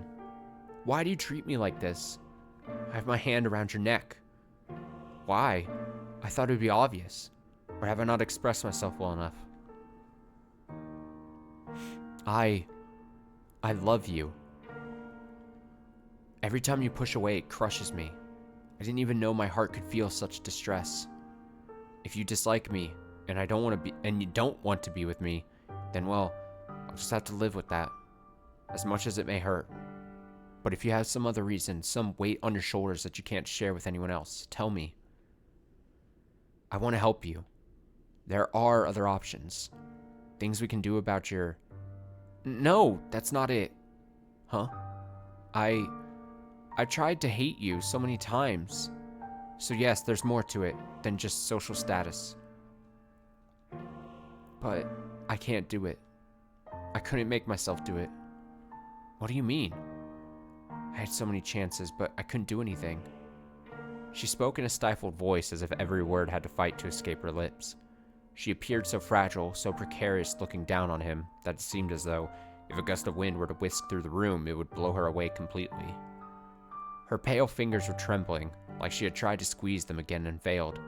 However, her hand did not pull away from his still slender neck. Her hand is so cold. He did not challenge her, but simply kept his eyes fixed on hers, as if carefully watching to see what she would do next. I'll say it as many times as I must. I love you, and I wouldn't be able to accept losing you without knowing anything. So please, tell me the reason. I'll see to it that you're taken care of. Those are the words of a man of means, Lord Mel, of someone blessed enough to have pity for others. You are a foolish young man. You know nothing. But the greatest fool of all is myself. If you agree to punish me, I will talk. Tell me. Her long white hair and his soft flaxen hair touched. For just the briefest of moments, it appeared in the darkness as though they had fused together. The white-haired girl, having finally gathered the courage, began to slowly tell her tale. On the night of the storm, I paid a visit to Rose Manor, this mansion. My father and I were always on the move, traveling across the land by foot, so it was only recently that we heard rumors of Rose Manor. There are several reasons we couldn't stay in one place. First is my unusual appearance. People often find the color of my skin or eyes disconcerting. So after living in one place for long enough, unsettling rumors would begin to spread, forcing us to leave. Another reason was my father's line of work. He painted pictures for a living, but he had trouble finding a patron, so he had to work day to day. When he was no longer able to work in a city, we would move. We were birds that migrated without a flock. When we arrived at this town, my father was exhausted and weak. That is when we learned of Rose Manor, and the family who dwelled within it. Rhodes is a name my father could never forget. He was, long ago, a painter in service of the Rhodes family. Hold on. Your father was an artist here? Yes. It was before I was born, so you probably don't remember, Lord Mel. So, you knew about us before you came here? For as long as I can remember, I've known the name Rhodes. My father was chased from your house, just because they didn't like something you painted. Having failed the Rhodes family, no one else would become his patron. Just as a good reputation spreads, so too does a bad one. Branded once as a failure, no one will take you in ever again. You nobles throw your parties and spread your gossip about this painter or that sculptor.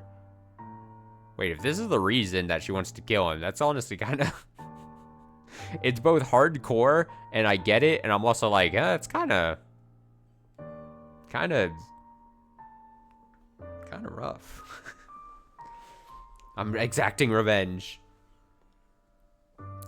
The rose you tried to give me is an example of that. It was certainly crafted with skill, but the jeweler is only known because some aristocrat spoke highly of him. Mid-reason? Kinda, in my eyes at least. If this is truly the reason, right? Like, I don't know. Maybe I'm being hard on her reason. I don't know how much it impacted her. My father's paintings were no less skillful. He was a talent that could not be easily imitated. But no one was willing to separate the art from the artist. The Rhodes family stole everything from my father. But even thrown out onto the streets, his only skill was painting. That was all he could do to earn a living. What little money we had for food, he gave to me. He did anything he could to ensure my survival, even at the expense of his own well-being. My father passed away in this town. Up until his last breath, he was only ever concerned about me. He held me in his arms and ran his fingers through my hair, an apologetic look on his face. If I had a normal appearance, I'm sure life would have been much easier. He was always telling me how sorry he was for making life so hard, even though it's not his fault I look like this. I disdain the Rhodes family for putting for putting my father through such hardship. I imagine you're still living in decadence, acting as though nothing had ever happened.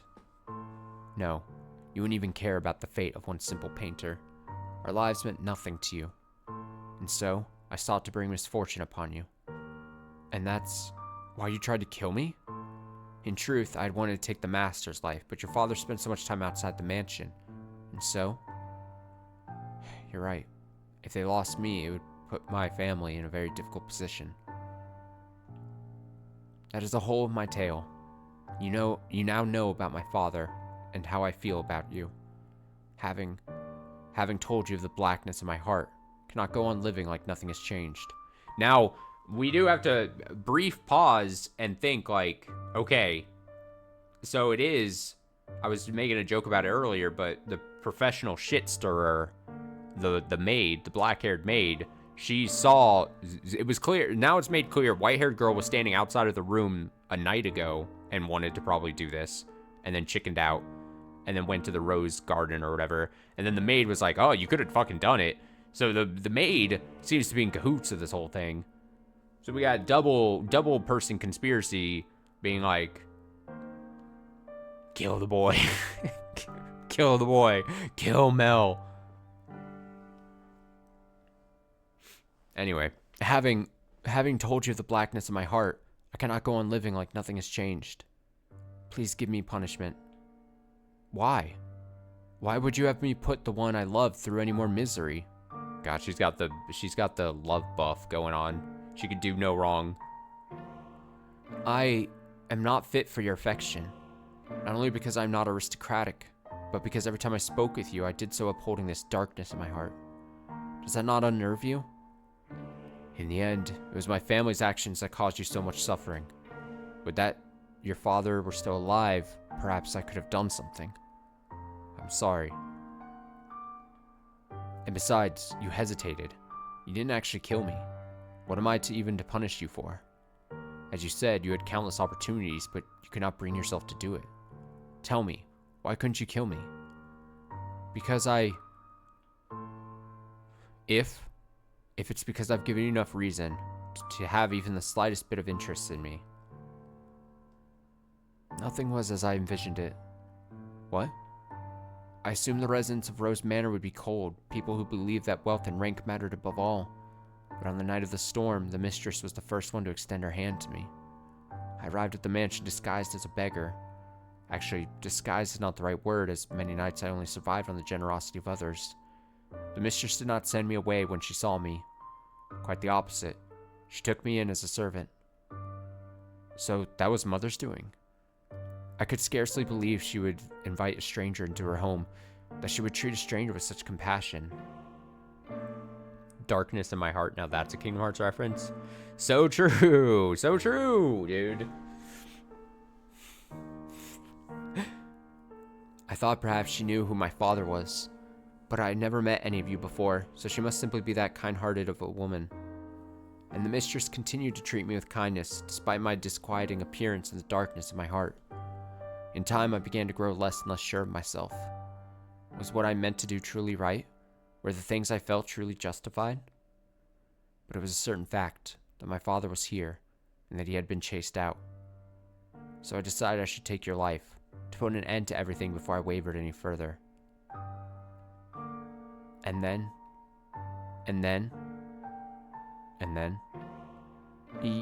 you were too kind to me. It's all your fault.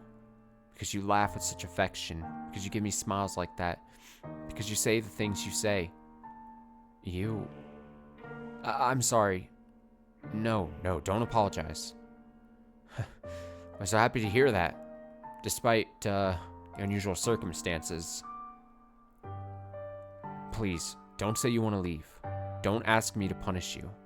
I couldn't do anything for your father, but at least allow me to do something for the daughter he cared for so deeply, or dearly. You are far too kind-hearted. I'll be happier with you around. You can become a real aristocrat. Huh? There are families that would be willing to adopt you, especially knowing it would bring them ties to the Rhodes family in the near future. Are you saying, as long as you're okay with that, of course. I don't understand how you could possibly say that. I have my hand around your neck even as we speak. All right, yeah, you keep saying you have the hand around. Either you choke him out or you don't. You can't just keep threatening with being like, oh, but I could do it. Ooh, how can you love me if I have my hand around your neck? Ooh. Either choke him out or just say, all right, yeah, we're going to love each other. Let's go. Come on. Snap, snap. I know, seriously. She's like, I'm fucking hideous. When I know plenty of people would be into this look. Come on now. It's like she's fishing for compliments. No one likes those types of people. Oh, I'm so pretty. I'm so pretty. Yeah, you are. Shut up. Meanwhile, all of us trolls who look like they live under the bridge like myself are like, Urgh.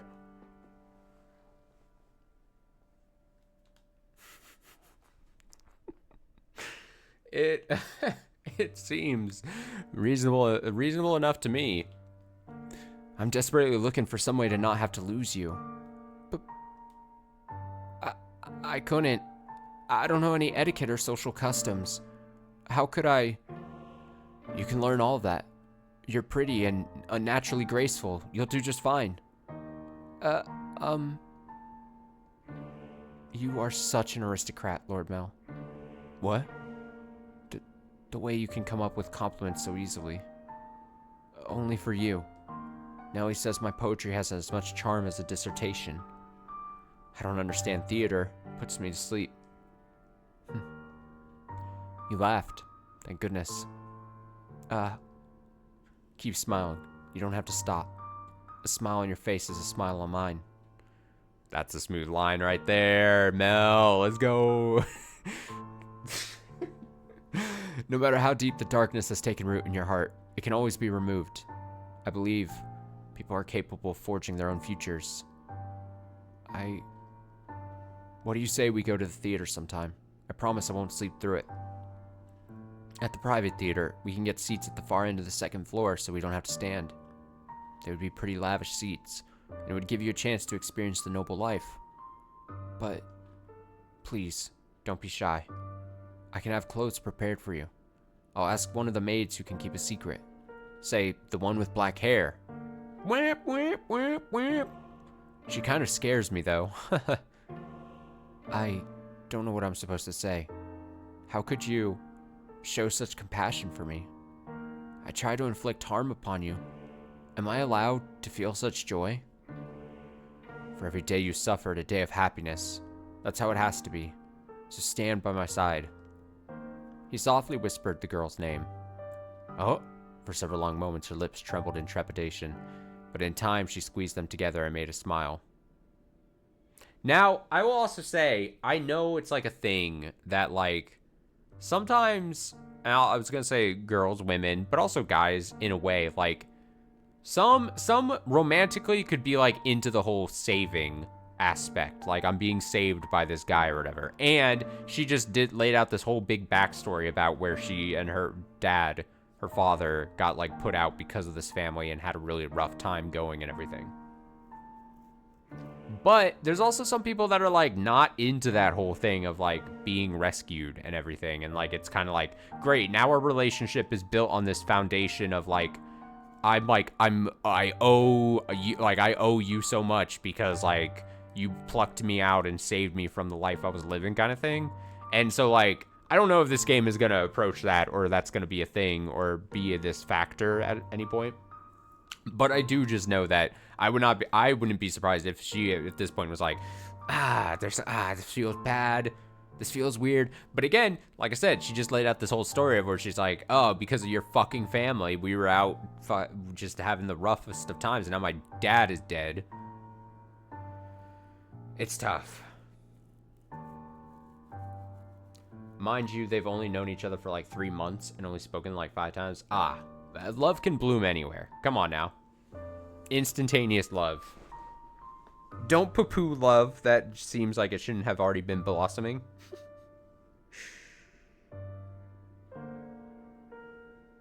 That doesn't weird me out as much. Plus, as we kind of just talked about, I think we're probably at the end of last stream, or maybe at the top of this one. I forget when exactly, but like, his whole life he's been dealing with his fucking, like, annoying ass sister just being annoying. You see this person and you're like, oh, this is, to him, this is his saving. She saves him from that potential situation in a weird way.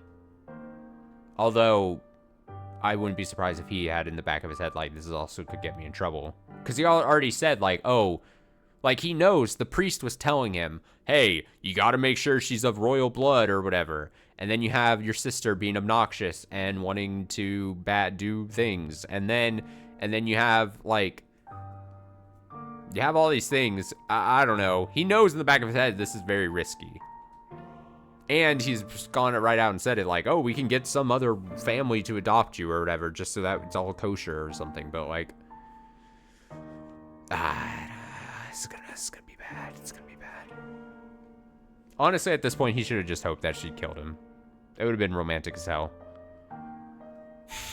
It's weird, but it would have been. For several long moments, her lips trembled in trepidation, but in time she squeezed them together and made a smile. Killing him would save him from Nellie. That is so true.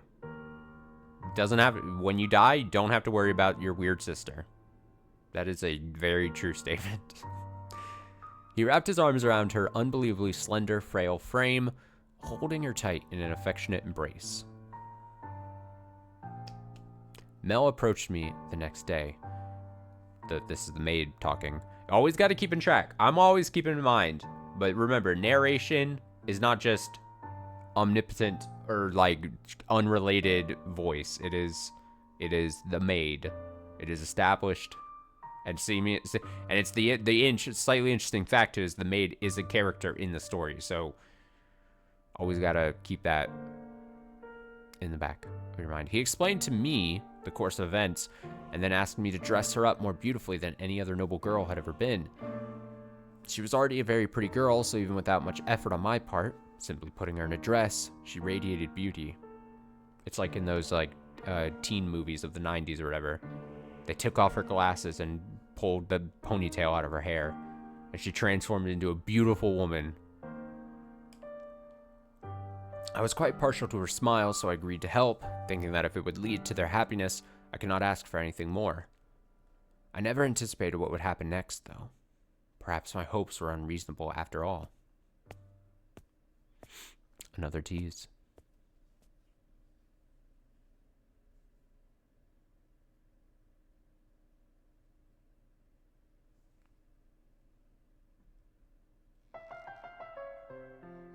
It's the theater. Now, Arthur. Now, Nellie, you love the theater, so don't look so cross. Nellie was out with a man other than her brother that evening. Oh, Arthur is the potential, or the arranged marriage guy. It's unfortunate. Nellie was out with a man other than her brother that evening, a rare sight indeed. And she was quite clearly in a foul mood. I will not stand for this. That I should have to marry a man as disagreeable as Arthur. I think Arthur probably was talked about in the first stream. She was like listing off like a few guys at the party or something, and she was like, this fucking guy sucks. This fucking guy smells bad. This guy eats funky cheese or something. And then I think Arthur was probably somewhere in that list. I think she only listed Arthur. Okay, never mind. I thought I remember like multiple people. My memory was like there was like 3 people named, but maybe I'm just Arthur and his fucking freckles. How dare he? That I should have to marry a man as disagreeable as Arthur. It's unthinkable. The young man at her side was Nellie's fiancé, selected by her parents.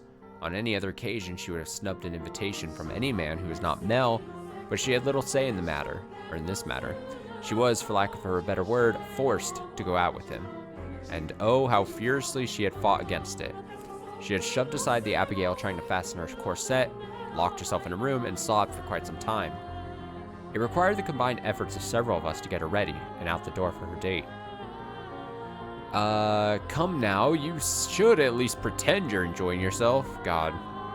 Sucks to be Arthur, honestly. Or do you want people to think we don't get along? Do we get along? Well, I want to, for what it's worth. What it's worth to you is my name, not me. Are you really going to be like that? I went out of my way to take you to your favorite play. The least you could do is be a little kinder to me. What was it called again? Romeo and Juliet? It's been running for 6 or 7 years now. A family like yours or mine could pay to have a brand new script written. So why should we have to see an old play in a theater full of commoners? Maybe private, but even so, ha! I'd rather just have a show put on at my estate. Stop talking already. Oh, I hit the button on accident. Wait, did it say 6 or 7 years? Was that? It's... I'm so not like tuned to that where like I'll read it and it doesn't immediately come to my mind because I'm not I don't have a rotted brain. Why should I have to marry someone like you? Imagine I loaded the quick save. I almost did. When I brought up that prompt, I panicked for a second. My whole life flashed before my eyes. And I was like, don't do it. Why should I have to marry someone like you?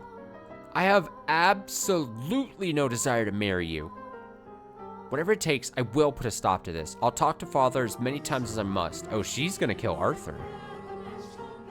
Forget about the white-haired girl killing Nellie or the white-haired girl killing Mel. It's gonna be Nellie killing Arthur. That would be hardcore. And I would get some respect points would go towards Nellie. Not enough to bring her out of the basement of my character rankings so far, but a little bit out of there. Please, don't make such a scene. It's shameful. There are people around. Remember, you represent your family. Besides, our families are hardly strangers to one another. Try as you might, I doubt you can get rid of me. No matter what you say, you can't break this engagement. You don't. Your parents gave you too much freedom, and look at what a spoiled little girl you became because of it. That just reminds me, the thing I said about Nellie killing Arthur, it was like this, I read an article lately or something, and the article wasn't related necessarily to this point, but it was just I forget what it was. It was an article I read or a video essay I was watching, and it was talking about how, like, why it was good that it got more and more allowed to, like, how do I put it? That women were more freely able to divorce a man for marriage or whatever. Like, that's a good thing, because what ended up happening back in the days was why we had so many stories of like think of like film noir movies where it was always like some lady who ended up like killing her husband or whatever. But that was because like it was harder to divorce back then, and so like you would have a lot more like, whoa, how is a lady going to get out of a marriage? Well, she attempts to kill her husband type thing. Exactly, because divorce was not really an option. If things were so bad, what you would have is women like having to find ways to actually like off their husbands, because it was like, that's how, like, it was again, it wasn't directly related to that, but it made that point, and I was like, oh yeah, that is really funny, because it was talking about like in like media, and how like, again, in like certain like movie periods and stuff, like you would always see like, it was always like the old woman killing their husband or something, because that was the thing, that was like an actual thing, because that's how women had to get out of marriages. And so it was making a point about how like, no, it's actually good that like, I think it was probably related to something politics related. I was probably watching or reading or something recently, where it was like how obviously there's a group of people that would want to make it harder for women to divorce, and they're like, this isn't women having the ability to divorce isn't just because it's to protect shitty guys in marriage. Like, the shitty guys, we're protecting you from death, because if we take away their ability to divorce, then you have to then watch for your life, kind of thing. I think that was the point it was making, but it's a long tangent I'm talking about. But it's also why we have impeachment for situations, so we don't have to dispose of our leader. Yeah, true. You could extrapolate it to that, yeah. Yeah, but yeah, that's besides the point. That's what all I'm saying is now that Arthur needs to watch out for his life. So your parents gave you too much freedom, and look at what a spoiled little girl you became because of it. Goodness, you're gonna be quite the handful. Oh, get off your high horse. No, you're the one on a high horse, Nellie. You are going to be my wife. Arthur, oh man, you could at least put some effort into liking me. Oh, Arthur's marked for death. I'm so convinced. What happens when I take you to a social engagement and you act like this? It's shameful to the both of us. This coming from someone who used to call me Lady Nellie? What's your problem? When you choose to act like a lady, I'll gladly call you that again. Goodness gracious. Put yourself in my shoes for a second. I have to marry a bratty little girl because it'll help my family. How dare you talk about me that way? You're not a damn princess. Open your eyes. If you think talking to your father will get you out of this marriage, you're welcome to try. I doubt he'll have it, though. Otherwise, you can just go complain about it to your friends. Oh, that's right. As far as I'm aware, you don't have any friends. Oh my God. Oh, the verbal backslap he just gave her. Take that, Nelly. Knock you down a peg. Yeah. This is silly. I'm getting way too into this. I'm sorry. I apologize. Enough. As you wish. This is so frustrating. Why should I have to listen to this jerk mock me? I have Mel. I know. If Father won't listen to me, I'll ask Mel to talk to him. Mel will be able to convince him. Come on now, your favorite play is about to start. Maybe you should face forward. Enjoy it while it lasts. You won't be talking down to me much longer. Poison him. Poison the guy. What? Is that... Wait, Nelly! Get back here! Oh, oh shit, did the others join him? What is that damn child's problem? I didn't give her permission to leave.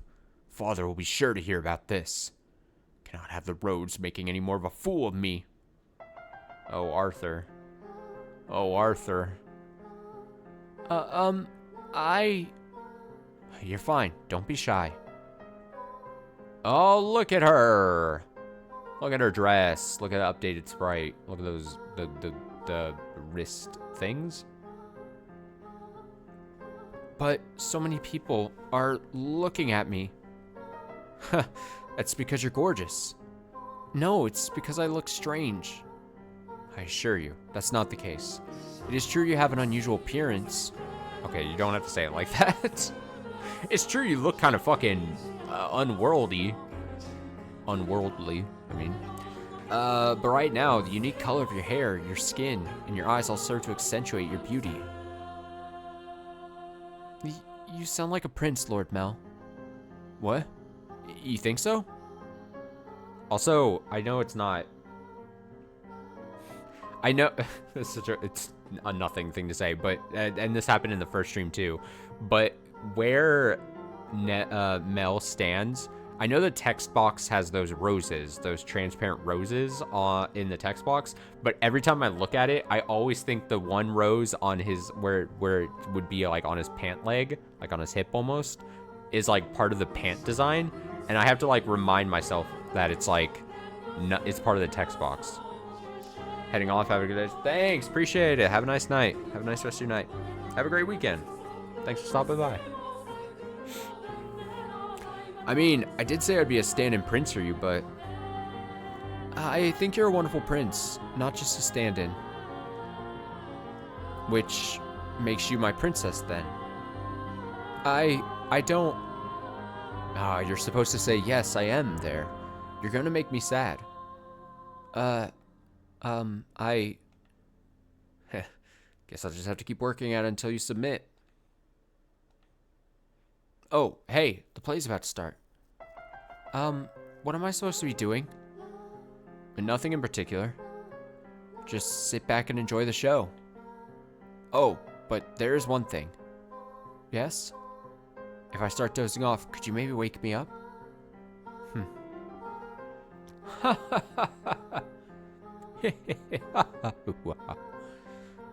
Uh-oh. What?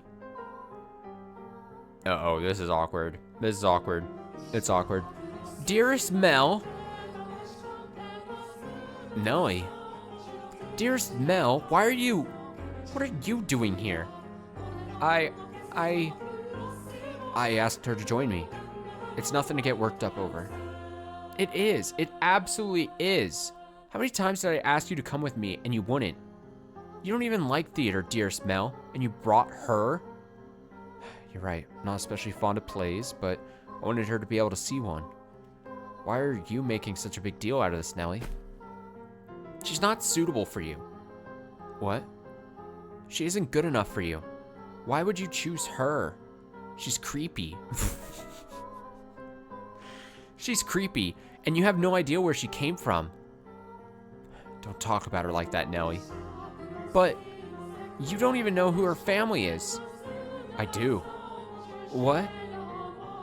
Lord Mel. It's fine. You just stay quiet. Like the other maids, she comes from a respectable house. I looked into it. However, circumstances prevent me from telling you what house that is. No, you're lying. That can't be. She doesn't act like a lady. She lacks etiquette, and she probably can't even dance. You expect me to believe someone like her's from a good house? Enough already, Nellie. Mel yelled at me. You have my word. You don't have to worry about her. So please, stay out of this, Nellie. It isn't any of your business if I spend time with her, is it? But dearest Mel. You need to stop hanging all over me, Nellie, and find someone for... Wait. What are you doing at the theater? Are you here alone? Oh, yes, dearest Mel, about that. I have a favor to ask of you. I'd been waiting to talk to you about this since yesterday, but I haven't seen you at all. Settle down, Nellie. What is it? Father had me engaged without consulting me, and he picked Arthur, that disagreeable little... Oh, right, that. I already know. What? I heard it from Father. That reminds me, you didn't show up at breakfast this morning. I see now. It was because of your engagement. Dearest Mel. Is that who you're with here with today? Is that who you're here with today?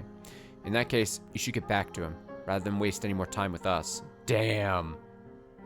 He's just like, go to Arthur. You knew I didn't want to get married, Mel, so why? Why didn't you talk Father out of it? Because it's your time, Nellie. If there's someone else you'd rather be with, then, well, you can try persuading Father, but...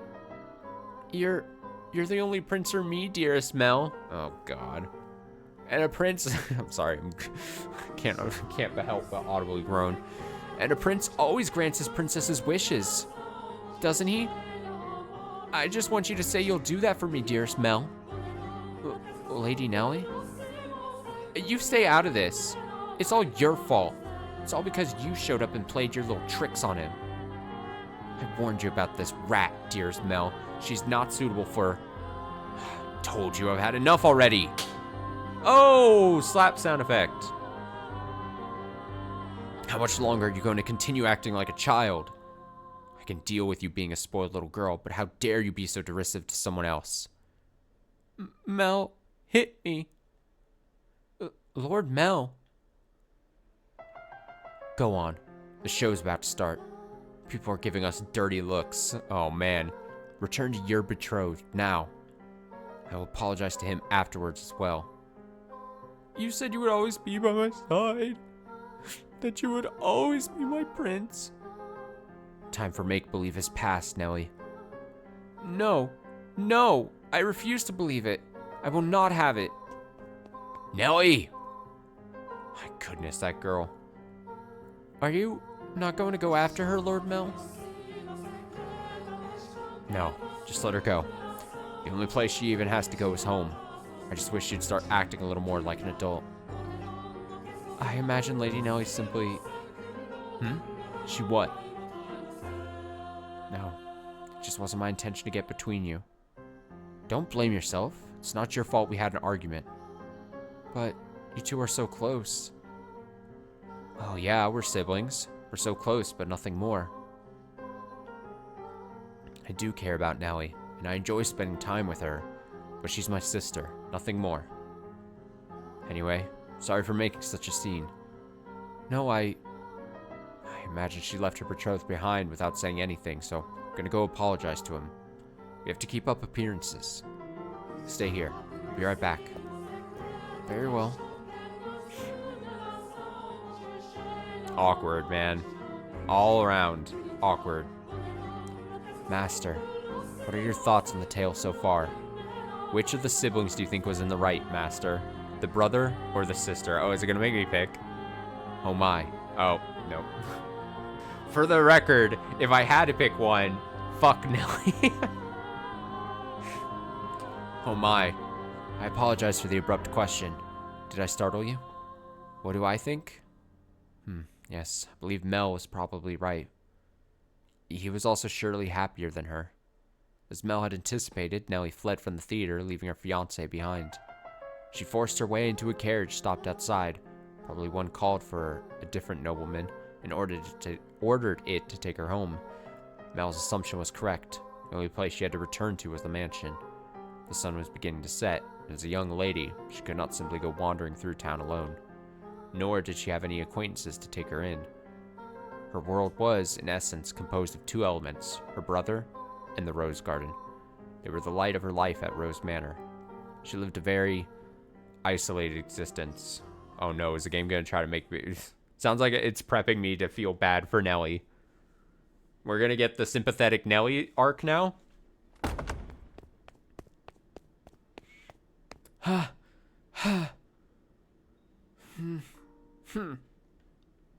When she escaped back home, Nellie went straight to her room, locked the door, and began sobbing. The waves of her sorrow came crashing effortlessly over the leaves.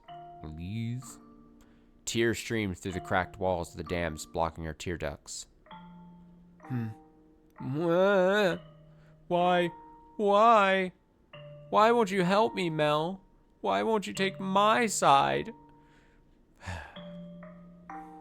What a brat. The decor in her room appeared blurry through her damp eyes. Memories of the day she had it redecorated played back in her mind with crystal clarity. Now I'm thinking Nellie's gonna kill the white-haired girl. I just think everyone's trying to kill each other. I can't help but think like, all right, who's gonna try to kill who? She told me she had no feelings for you. That liar. She let her emotions run wild, breaking glass craftworks, silver plates designed by famous foreign artisans, flower vases, all sorts of things. It was as though a beast had been set loose in her bedchamber. The vase she tossed shattered against the painting hanging on the wall, spraying water, porcelain, and roses in every direction. It was the portrait she adored so dearly, of her and her brother. And what appeared to her, in what appeared to her like a metaphor for her life, the frame fell off its mounting and came crashing to the floor. Nellie darted over and scooped it up. The frame had broken, but the painting inside was unharmed. There's that painting. The two smiling children were still the very image of happiness, inseparable siblings gently holding one another's hand. My prince is no more. Though in her present state of mind, that image of happiness brought her nothing but misery. And the worse she felt, the more frustrated she grew at the smiling girl and kind boy of her past. The princess is no more either. You're not a princess anymore, Nellie. Some other woman has taken your place. I trusted you, Mel. I believed you would always be there for me. This painting is nothing but a lie. It's not the real Mel. It's not the real me. It's all a big fat lie. A lie. I'm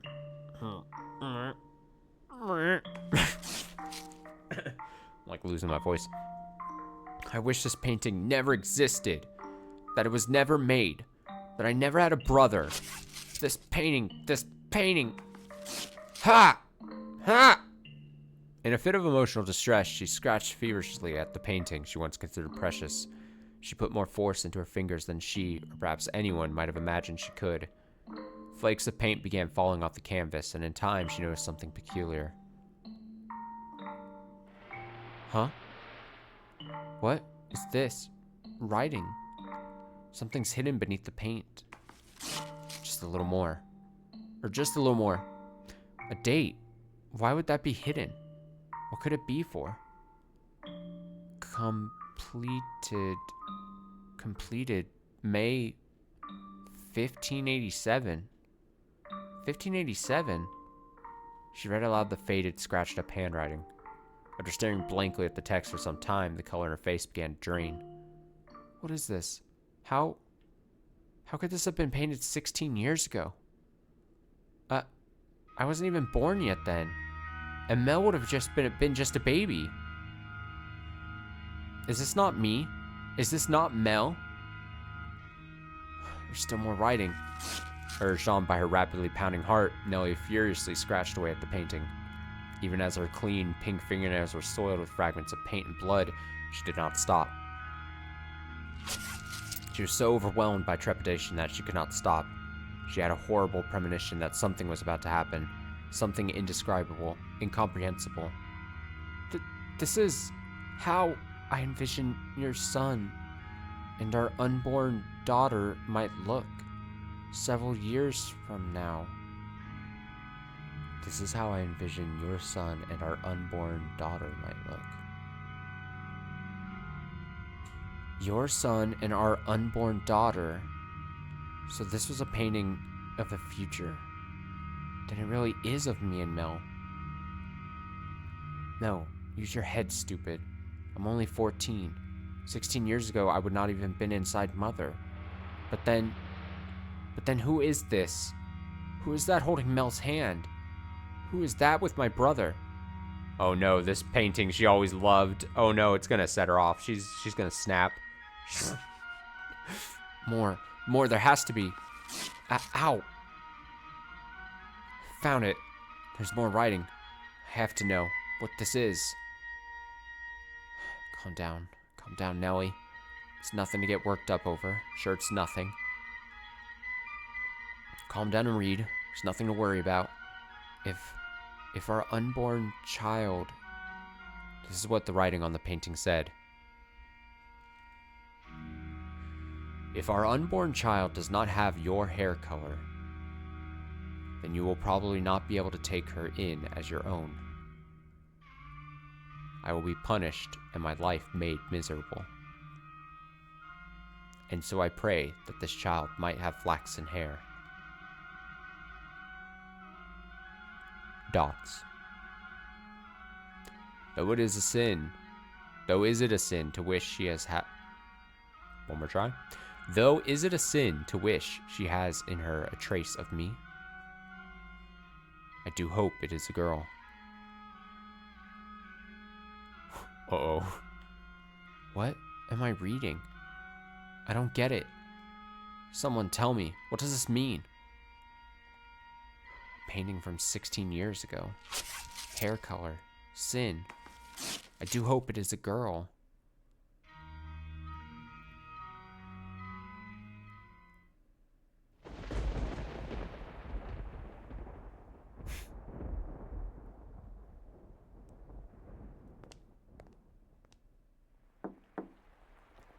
Yes? It's Nellie. Let me in.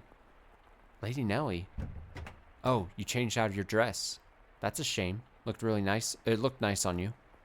Heh. Really did look so nice. Almost like you were a princess. Lady Nellie? Say... Oh my god, something's happening. Say, I've got a question for you. Do you mind? By all means. What color hair did your father have? I beg your pardon? Did you not hear me? Should I repeat the question? No.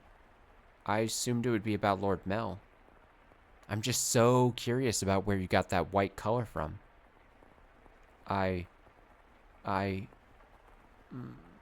father was more tan than white, so I didn't inherit my paleness from anyone.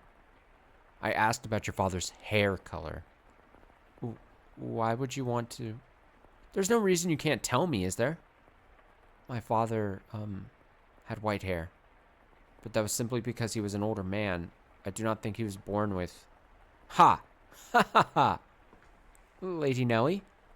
Ha! Ha! Ha ha! Ha ha ha ha! Ha ha ha! Oh!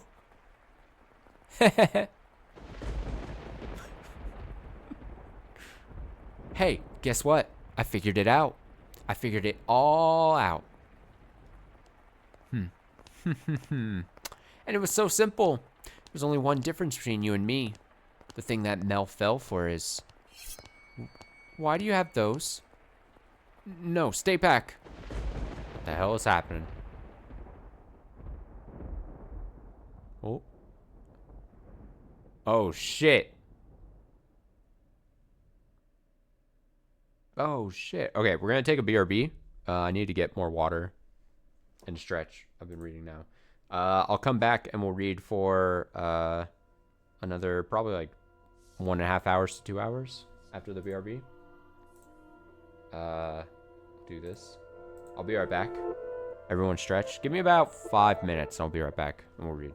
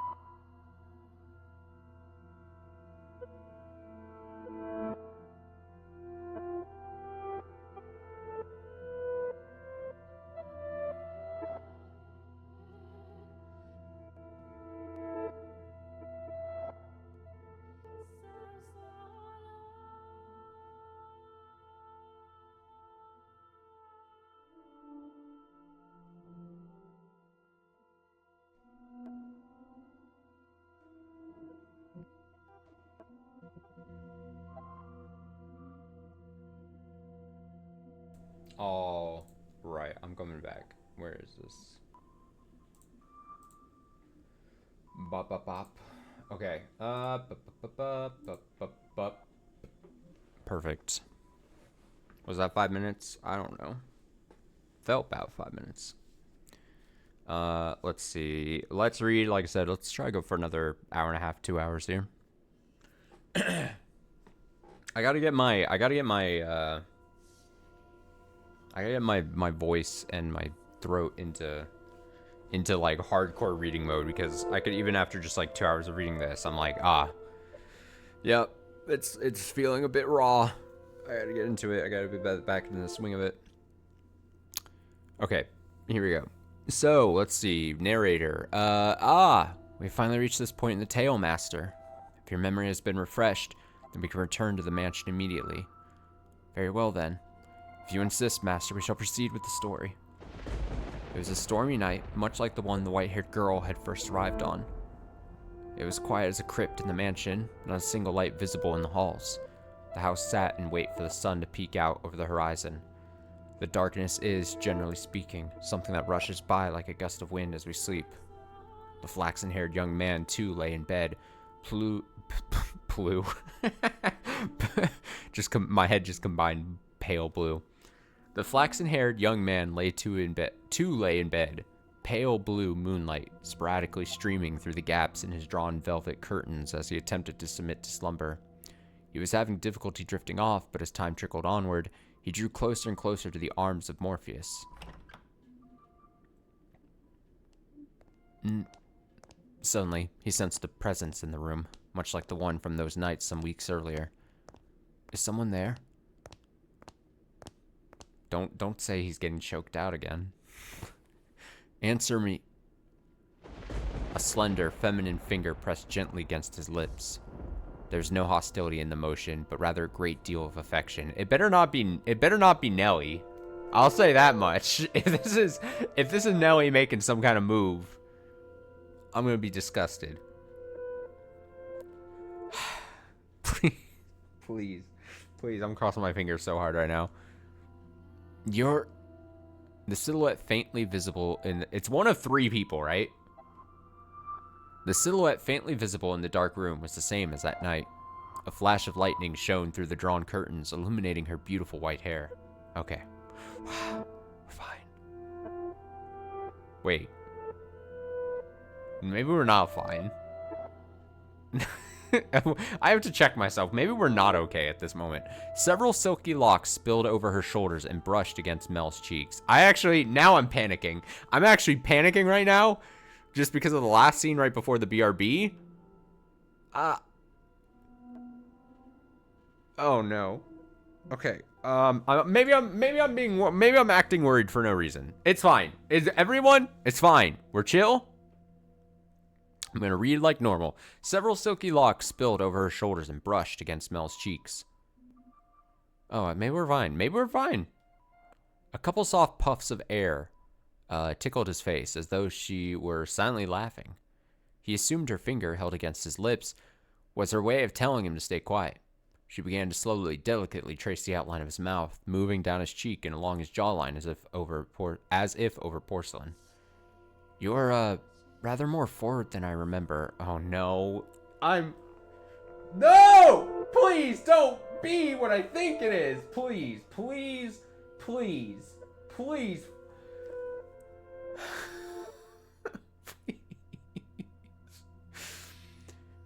You're, rather more forward than I remember. Well, suppose you always were quite daring. This isn't the first time you sneaked into my bedchamber.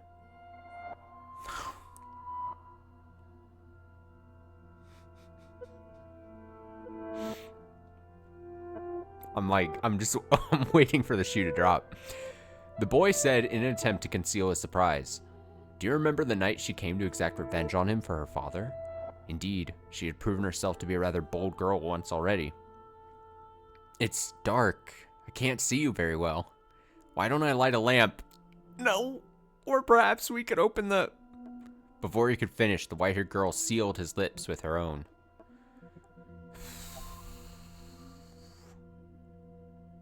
I'm in so much pain right now. I see. I see. We should just end the stream. I can't control myself. Before he could finish, the white-haired girl sealed his lips with her own. In the near total darkness of his bedchamber, the two shadows appeared as one. Please let it just... I beg the game is playing a trick on me. It's all just a prank. It's all just a prank, bro. They remained that way for several minutes.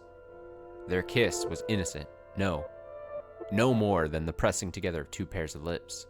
And at the same time, the white-haired girl lovingly ran her fingertips across his skin. When their lips separated, Mel gasped for air. It seemed he had been holding his breath. Slightly embarrassed at himself, he said, "Dearest Mel." Uh-oh. That...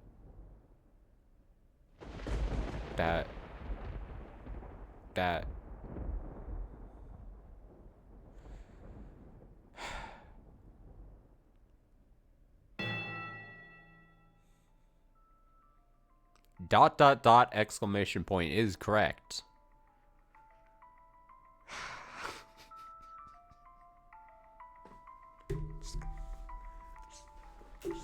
I'm just gonna go for a walk. I'm just going for a walk. No!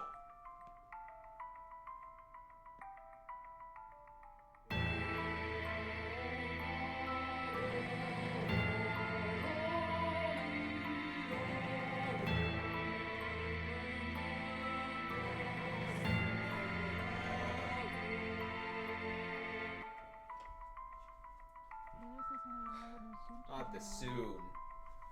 Not like this. No, not like this.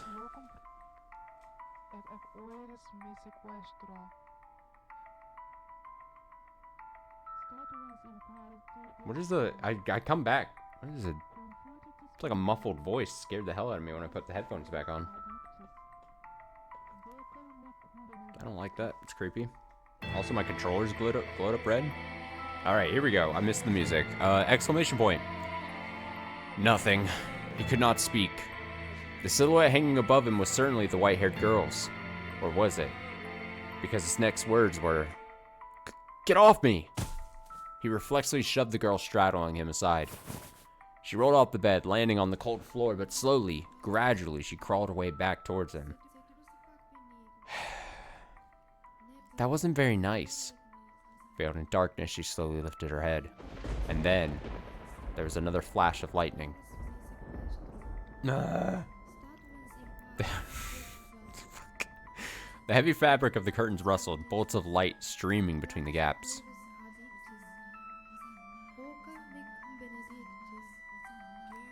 Her flaxen irises glimmered. Though in the bluish white light, they took on a twinge of almost golden glow. No need to be so rough. This isn't the first time she's visited your bedchamber. Is it, Mel? Or did I not kiss you the same way? Tell me, how does she run her fingers across your skin? What does she do when she nuzzles up to you? Stop. Stop this madness, Nellie. Why would you do this? Because you like white hair, don't you, Mel? You like white hair, which is why you fell for her, isn't it? Yes, you demented Sister Nellie. That is the only reason I was into her. And that is exactly why I'm not into you. It's only because you don't share the white hair.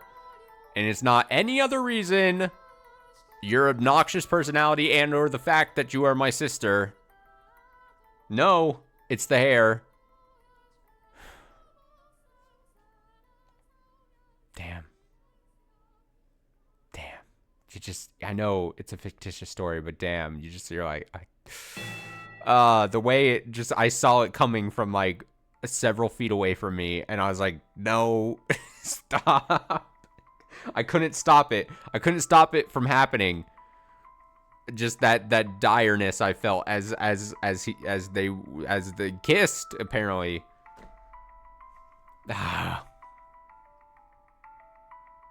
What did she do? Did she just glue the hair to her head? Wait, how'd she make like a wig or extensions out of this? So if I have white hair, then you'll fall for me too. Then I can be your princess again, dearest Mel. What? What are you even talking about?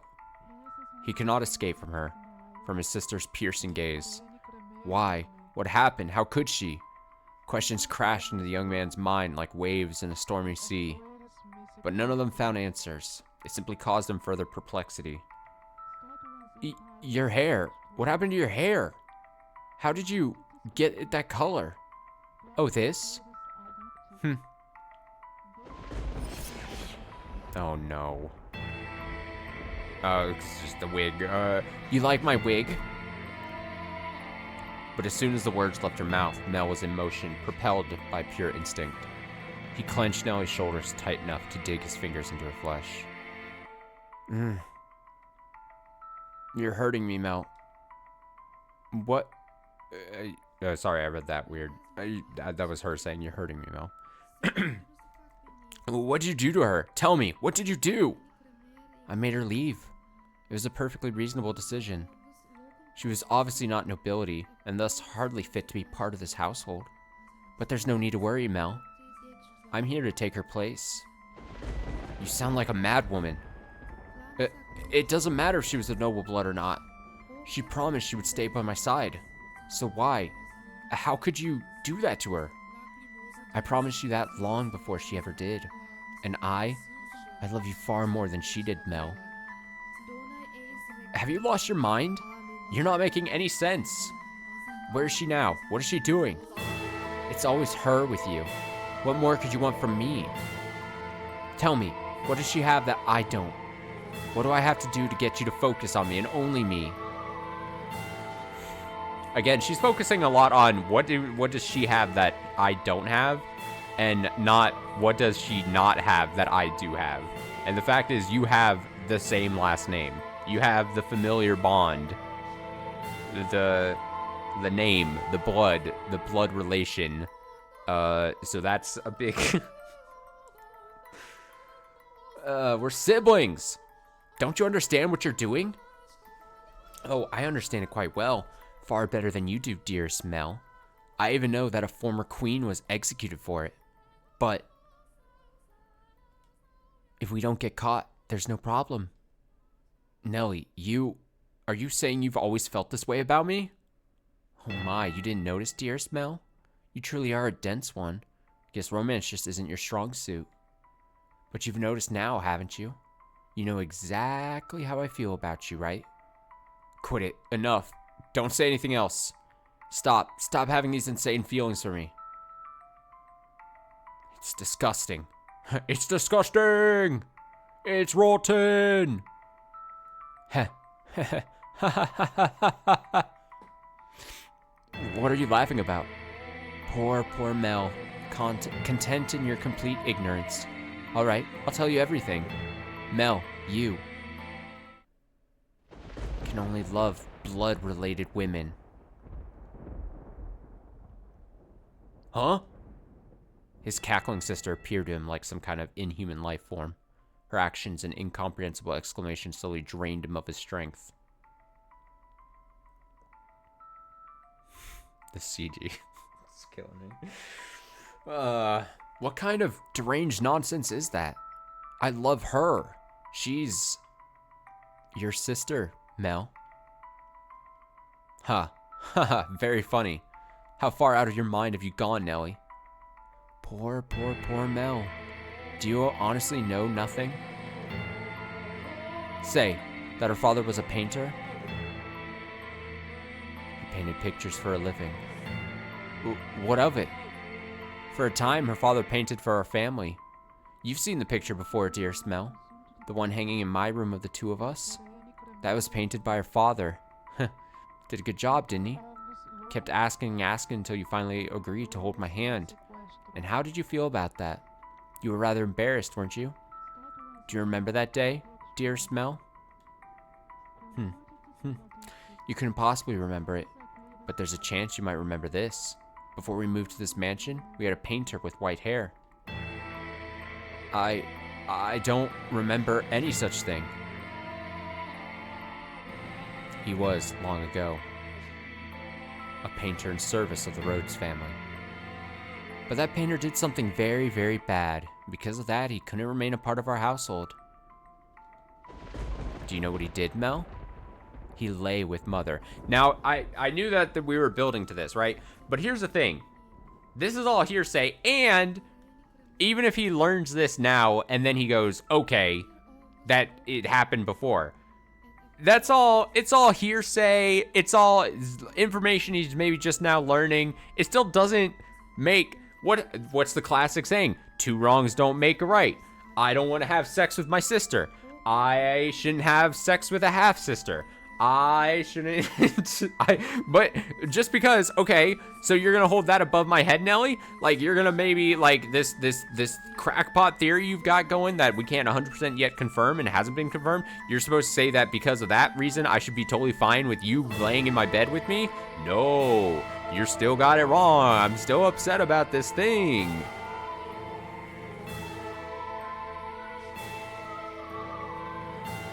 I wonder how hard it is to hold an extended conversation with someone straddling you like this in a very tense life or death situation. It's happened twice so far.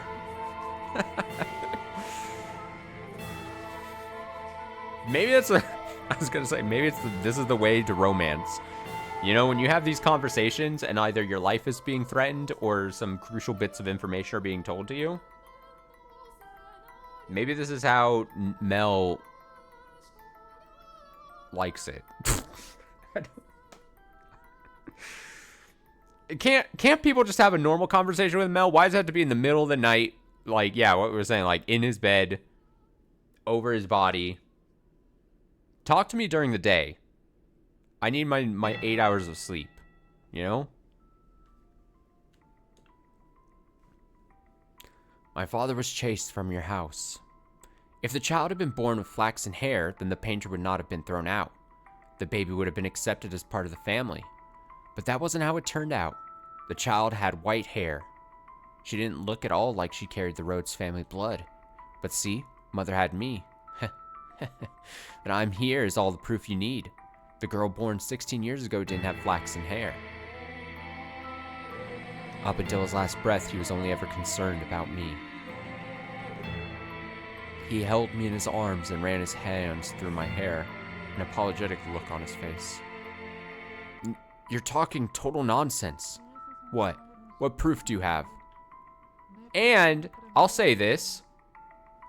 Keep in mind, I just said the 2 wrongs don't make a right, and both situations bad potentially. But if both things are equal, that let's say they're both somewhat blood related, both Nelly and white-haired girl. I'm not fully condoning it, but I'm saying of the 2 personality-wise, Mel would probably still go for the white-haired girl because Nelly just seems like an obnoxious person. Like, personality-wise, you're still losing out, Nelly. You still are at a disadvantage. You still suck. Like, so this isn't you still have some gaps to clear. And you're psycho, apparently, so that's also a knock against you. If you want to see it, I'll gladly show you. The artist left a message in the painting in my room. Tell me, am I truly wrong? What did that girl tell you? You're lying. What part of it is a lie, Mel? Everything I'm telling you is the truth. Why don't you go ask Mother?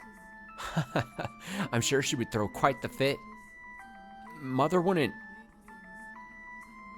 The mistress did not send me away when she saw me. Quite the opposite. She took me in as a servant. It never made sense to me. Why would she hire a maid she knew nothing about? Someone who just showed up at the door one day. And when I asked Mother to make her my maid, she stubbornly refused. From a good house? Don't make me laugh. If she were really nobility, she would have given us her name. But Mother was so desperate to cover up her mistake. That doesn't make any sense. I don't believe a word you're saying. It couldn't possibly be true. Wouldn't it be nice if you could bury your head in the sand? But Mel, feigning ignorance is a sin. No, I refuse to believe it. Not a chance in hell. You just don't understand anything. How I feel, how much I've suffered. Do you have any idea how long I've loved you? Knowing that you would never accept my affection? But then, fancy that. You fell in love with your half-sister.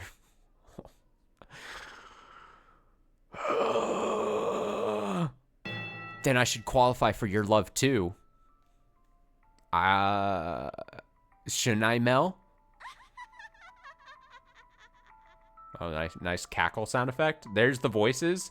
When we went to the menu last stream, and I was like, "What? It's not voiced. What do you mean voices? Voice volume." There you go. Got the cackle. Stop it. Enough. Shut your mouth. Not another word. Throw her out the window. Honestly, throw her out the window. Get rid of her. Throw her out the window, kill her, and make it seem like she never told you that information. Just put it out of your mind. I almost missed the really annoying Beatrice laugh. Dude, I miss the Beatrice laugh all the time. I don't believe any of this.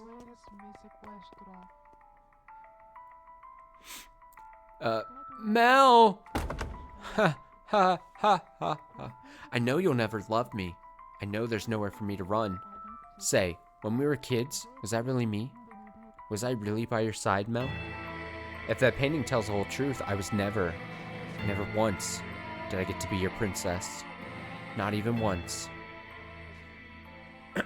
Oh, man. Oh, man, this game. Oh, man, already. We've... Oh, man, I thought... Oh, at the end of the last stream, I was like, oh, man, that's so awkward. We have a love triangle. It's so much worse. It's so much worse. It's so much more dire.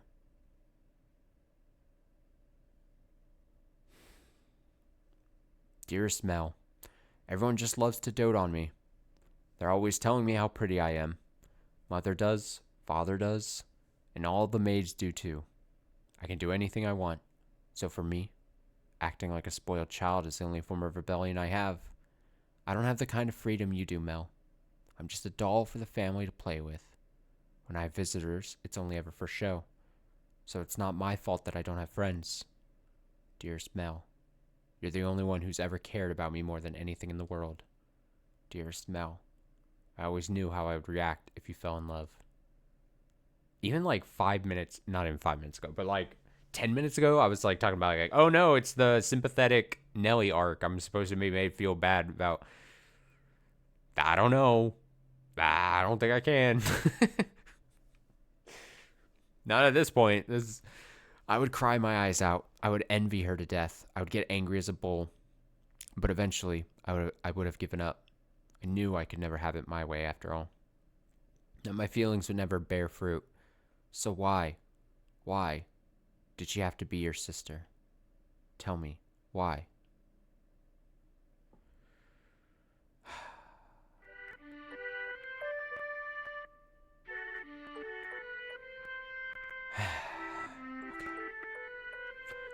Oh, dearest Mel, here you are again reading such hard books.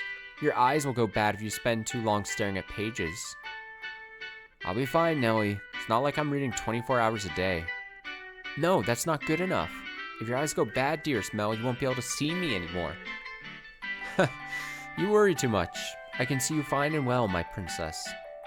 Your hair glimmering like the sun and your beautiful smile. I can see you clear as day, and that'll never change. Uh-oh. Distorted background. Plus, the skies are clear today, so you're even more radiant than usual. You know, this is my favorite season. Winter's cold and there's so much rain. I can't stand it. But as it gets closer to my birthday, the clouds go away, and I just adore the sun. Ah, yes, it's almost your birthday, isn't it? Have you decided what you're going to ask Father for? Not yet. I want pretty dolls and shoes with sparkling gems. I also want a pretty dress like the ones mother wears. A list that long is asking a bit much, even for Father. But dearest Mel, I already have what I want the most. So the truth is, as long as I have that, I don't need anything else. Oh, and what would that be? The hairpin they bought for you the other day? Or maybe The song they had written for you last year? None of that, dearest Mel. Huh? Then what could it be? Now I'm really curious. What is it that's so valuable to you? That's a secret. Girls have so many secrets, I just don't know what to do.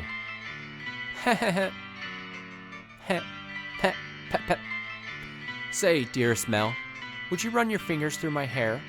Just for a little bit. Oh God. Oh, God. What's gone into you, Nellie? Why are you so hungry for attention all of a sudden? Please, dearest Mel. Oh, Nellie, what am I gonna do with you? Come over here. Just don't fucking jump scare me, game. Don't you fucking jump scare me. There's gonna be hell to pay if you do that. Heh. And I want to sit on your lap.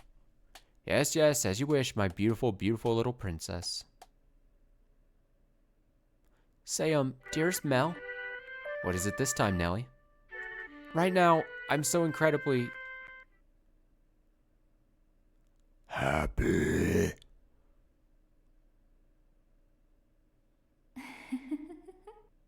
Oh, and out of curiosity, who was it that you really cared so much about?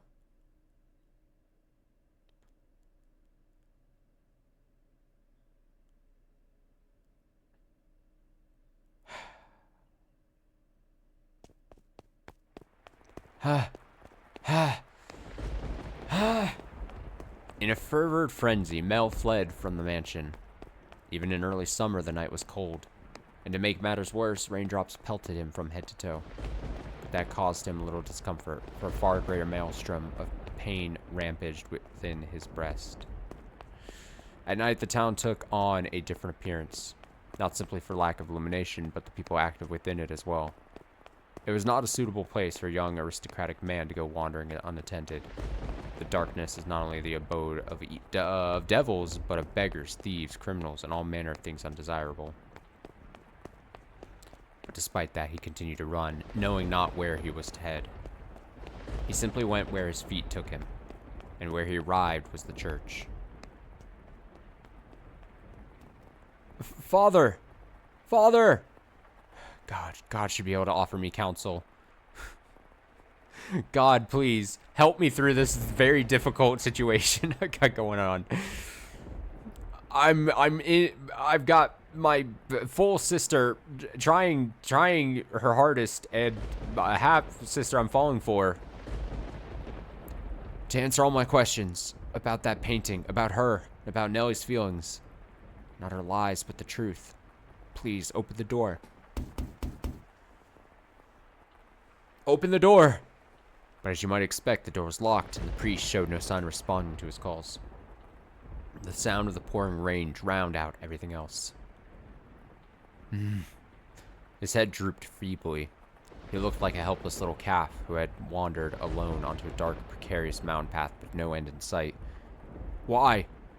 Why won't anyone tell me the truth? All I want is for someone to tell me it's not true. Have I sinned? No, I didn't know anything. I didn't know. No, none of it's true. So I haven't done anything wrong. I'm not at fault, am I? Now here, the thing is, like, Nellie thinks she has, like, this all figured out, has the evidence, whatever. She has that supporting document of the painting or whatever. Mel didn't see that directly. He just got this from his sister, who he knows is certifiably basically insane. I know he's just panicking, but also, like, if I was in his shoes right now, and thank God I never am, and never will be, unless, no, I'm joking. I shouldn't even joke about that. But, like, he should know, like, there would be, if I was in his shoes, I'd be like, oh, my certifiably insane sister is trying to just sway me, and maybe she's just making shit up. Like, sure, to be panicked is one thing, but also I would not take anything she said. She's the psycho who crawls into his bed knowing how she shouldn't be doing it, and has, like, the wig of the white-haired girl. Like, I wouldn't just be so casually being like, oh yeah, what she told me is definitely true, and she's got it 100% figured out, and I should be feeling bad. Like, I'd be like, there'd be a level of skepticism on my part where I'd be like, maybe she's just dumb. Maybe she is spreading lies with bad intentions. Nevertheless, his sister's claims and her laughs continued to echo within his head. If he truly believed it to be false, he would have gone to look at the painting. That he could not was an indication that uncertainty had a stronger grip on him. The fragmented images of a white-haired painter fluttered through the back of his mind, but he desperately shoved them aside. What good is the church? What good is theology? What good is God? What? Something moved near the boy. It stood immediately behind him and grasped his light dressing gown. He had been so consumed in his own world that he had not noticed the person's presence until they were close enough to touch him. What? Who are you? Standing there was a beggar dressed in tattered rags. Is the beggar... I thought about... No, because she said they died. No, that's why I disposed of that theory. In my head, I was like, oh, before we knew that the dad had died or something, I was like, oh, the father, the guy of where they were talking about. I was like, oh, is the beggar like the father, the white-haired girl? But then her story was like, he died, right? So I think I disposed of that, and that's why I didn't end up saying anything. But standing there was a beggar dressed in tattered rags. He's still begging at the church? The hooded beggar tentatively extended his hand toward Mel, pleading for relief with sad, slender fingers. Were he a generous young man, Mel would have given the beggar something. Were he generous, of course. Lord, get your filthy hands off me. I don't have a damn thing to give you right now. Don't you dare touch me. Suddenly. Now I've seen Beauty and the Beast. He's about to get cursed. That beggar is going to reveal to themselves to be a witch or a wizard and going to turn all his servants into cutlery and furniture. Suddenly, the beggar's head turned upward. My eyes catch the beggar's. Her hood fell back, revealing a hairless head. What? And a pair of red eyes gazing bitterly, though with a familiar, distinctive glimmer, at Mel. Red eyes. She immediately covered her face and turned to run. Uh-oh. Uh-oh. Oh, no! It can't be. The beggar that's always been here was a... But you said yourself that they would not survive much longer. How could you be certain she was that same beggar? Wait for me! Perhaps as someone of such high social standing, all beggars appeared the same to you? Perhaps you wanted to believe your meager generosity made a difference, that you did something of value. I'll not say it is wrong to think so. Wait for me! Oh, God. Oh, God. Oh, God. I chase after the fleeing girl. Though I shout for her to stop, she continues to run. The rain is so heavy, I'm afraid I might lose her. I'm terrified. But I didn't do anything wrong, did I? I'm begging you, please stop. I just want to talk. She comes to a stop at a corner. Please do not go around this corner. It's you, isn't it? It's such a small thing, but this game does a lot of, the stagger, like the stutter, like the I, and then it goes it's. But I'm reading so fast that I always think it's a stuttering like I, but then the word is it, so it should be it, you know, like it's. But I read it so fast where I go I, because I think it's gonna be like a stuttering I, and then it's like, oh, it's the word it's or whatever. I am sorry. I've noticed that like several times throughout this. So far are several hours in the game. Skill issue? I know. I'm a bad reader. Well established. It's unfortunate. Really. Why are you apologizing? What I said back there was terrible, and for that I am truly sorry. I didn't realize it was you. Please, come back to me. If you're concerned about social status, I'll figure something out. And Nellie's getting married off soon enough. Oh, yes, Nellie. Nellie did some horrible things to you. She's lost her mind. She was talking nonsense. But don't worry, she'll be out of the picture soon enough. I'll make sure you're safe. All right, it's time for Mel to kill Nellie then. Wait, but we gotta kill Nellie. She doesn't deserve to live after this. It's just a fact. Say something, please. Are you angry? You're angry, aren't you? I'm not angry at you. I'm not... Did you know everything? Did you come to our house aware of everything? What? Did you? Tell me, please. The priest isn't around and everything Nellie says is a lie. You're the only one who will tell me if it's not true. What are you? Our relationship. I don't understand what you're saying. Huh. I see. You don't know. You don't know. It's for the best. Ha. Noah's the only one who knows, and she'll be gone before long. Everything will be all right. Okay, now this is a little fucked up. Now we're getting into some weird territory. So now he's in such a weird mental state where he's like, well, if Nellie goes away, and she maybe was the only one who knew this information, half-sister, it's fine. I don't know, man. I'm so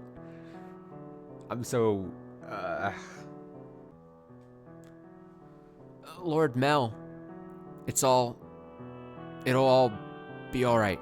Let's go back. I'll make sure you're never put in danger again. I'm begging you, stay with me. My appearance is no longer suitable to stand at your side. You saw how unsightly I am back by the church, did you not? Hair can grow back. That's not a problem. Now I truly look the part of the hideous witch. But I am to blame. It was a sin for me to find happiness in your kindness. What are you talking about? My sin was falling in love with you. Not what happened to my father, nor how we had to spend our days. There's no sin in that. We have our whole lives ahead of us. Don't we? With enough time, this whole tragic mess will be behind us. Things will only get better from here. I'll be your prince, like the one who took the girl to see the outside world. So please, give me your hand. Come to me. Don't leave me all alone. I need you by my side. Please. I extend my hand around the corner. I sense her hesitating beyond the bend. I'm begging you. I can't see what's on the other side, but a vision of her reaching out to put her hand in mine wells up in my mind. But that story never had an ending. What? She doesn't take my hand. I doubt the girl ever wrote that letter.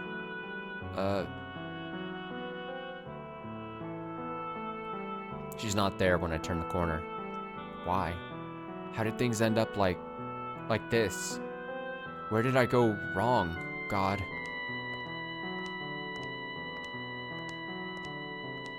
Oh, it's the shit stirrer is back. The professional shit stirrer. She's gonna be the one to blame. Your error was likely your kindness. Thoughtlessly, haphazardly spreading your generosity. But that generosity came from your own desire to avoid pain, for your own happiness. What should I have done? I can't take this. Everyone was happy. Nellie used to laugh and smile. She once meant the world to me. How did things end up like this? It's not my fault. I didn't do anything wrong. If you pretend like nothing happened, then perhaps they can go on smiling in your head. But regardless, you must follow the path you tread. It is your path alone. The path you choose when, in that moment, you decide to run. Make the wrong choice in those moments, and you shall find yourself on the road to ruin. I would have been better off not knowing, better off in the dark. I just wanted those tranquil days to last. They were supposed to last forever. At some point, your childhood must come to an end, and that ending may not be the one you anticipated. I can't stand this world. You yearned for a world that would treat you with kindness. What should I do? What should I have done? Someone, please, help me. You should return now. If you spend too long out here, you're liable to catch a cold. Now, let us return to our own time.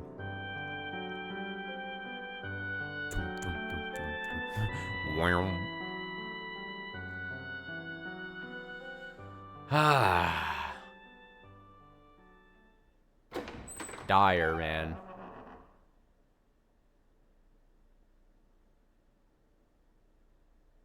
Not good. Not good. The crestfallen young man faded into the distance, and the decrepit double doors clacked shut. Now would be an okay stopping point, or you do a small part of the next door. Oh, that's chapter 1. I did say I was gonna go try to go 4 hours or so. I'd go for a bit longer. The crestfallen young man faded into the distance, and the decrepit double doors clacked shut.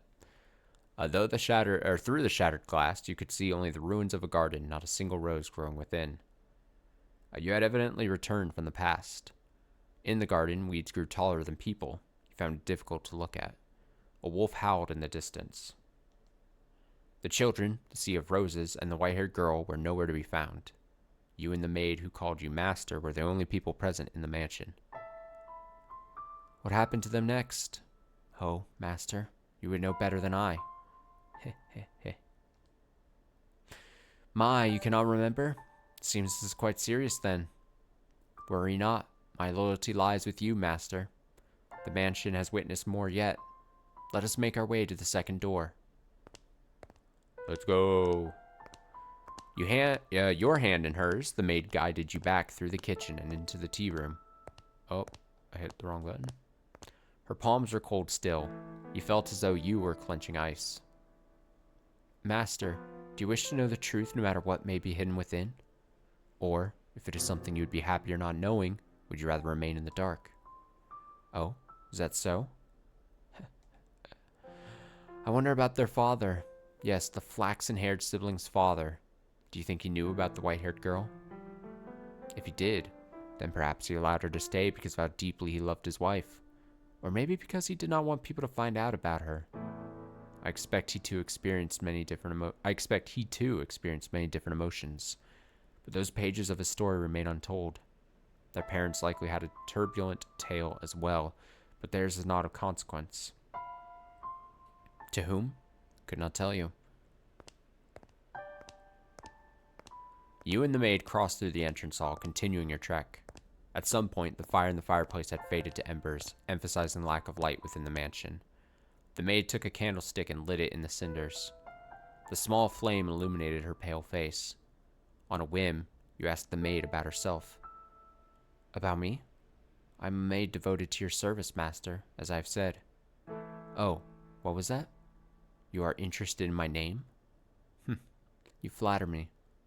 I truly do appreciate the question, but you are more than welcome to simply call me the maid. Also, it'd make me much happier to hear you say my name after you have recalled who you are, master. A subtle smile rose to the maid's face, after which she began to lead you down a first-floor corridor. Still holding the maid's hand, you passed in front of a full-length mirror. In it reflected the warm light of the candle, which disappeared out of range shortly thereafter. Oh my, something the matter? Did you come across something peculiar? The maid had not appeared in the mirror, though she was not the only one without a reflection. You reached the end of the corridor. There appeared to be a doorway, but the door itself was long since gone, leaving only a hole in the wall to frame the stairs behind it. Without hesitation, the maid descended into the darkness. You have more interest in this mansion, master, than in a mere maid, do you not? Though it pains me to say as much in your presence, master, this house is cursed. Yes, it is a curse that runs deep. It is a curse. As you just bore witness to, the majority of those who dwell within these walls fall into misfortune. I have served here for many years, and periods of happiness are as fleeting as a sugar cube in a cup of hot tea. Why did such tragedies befall them? If I were to guess, master, it was because you had not returned. But when you remember your true self, the mansion's curse should be broken. The next door is before us. It appeared to be the entrance to a cellar. The disconsolate wooden door was visibly rotten in several places, and it seemed it might crumble at a single touch. You could hear the sound of something devouring meat beyond the door. Ew. Maybe there was a beast living within. Before you had a chance to say you thought it was dangerous, the maid opened the door with a chilling smile on her face. Your first impression was that it smelled of blood. Oh, you gotta drop out. Makes sense, makes sense. Well then, have a nice night if you're heading out. Have a good one, have a good weekend. Maybe I'll see you sometime on a future stream, 1707. Yeah, I'm probably gonna try to get like another hour or so in here. The mansion sat in ruins in that era. Not a soul resided within. The grandeur of the house was lost to the ages. It was in perpetual decline. What about the weekend schedule? Sure, because you're asking. I was gonna say, I don't know exactly. I was gonna say there might be something completely new, like a surprise sometime this weekend. But I'm 50-50 on if that's gonna be if something particular is gonna be started. If not though, then probably just going to be some Nier Automata, and then probably Xenoblade as well. But like I said, maybe tomorrow I might do a little bit of something also new.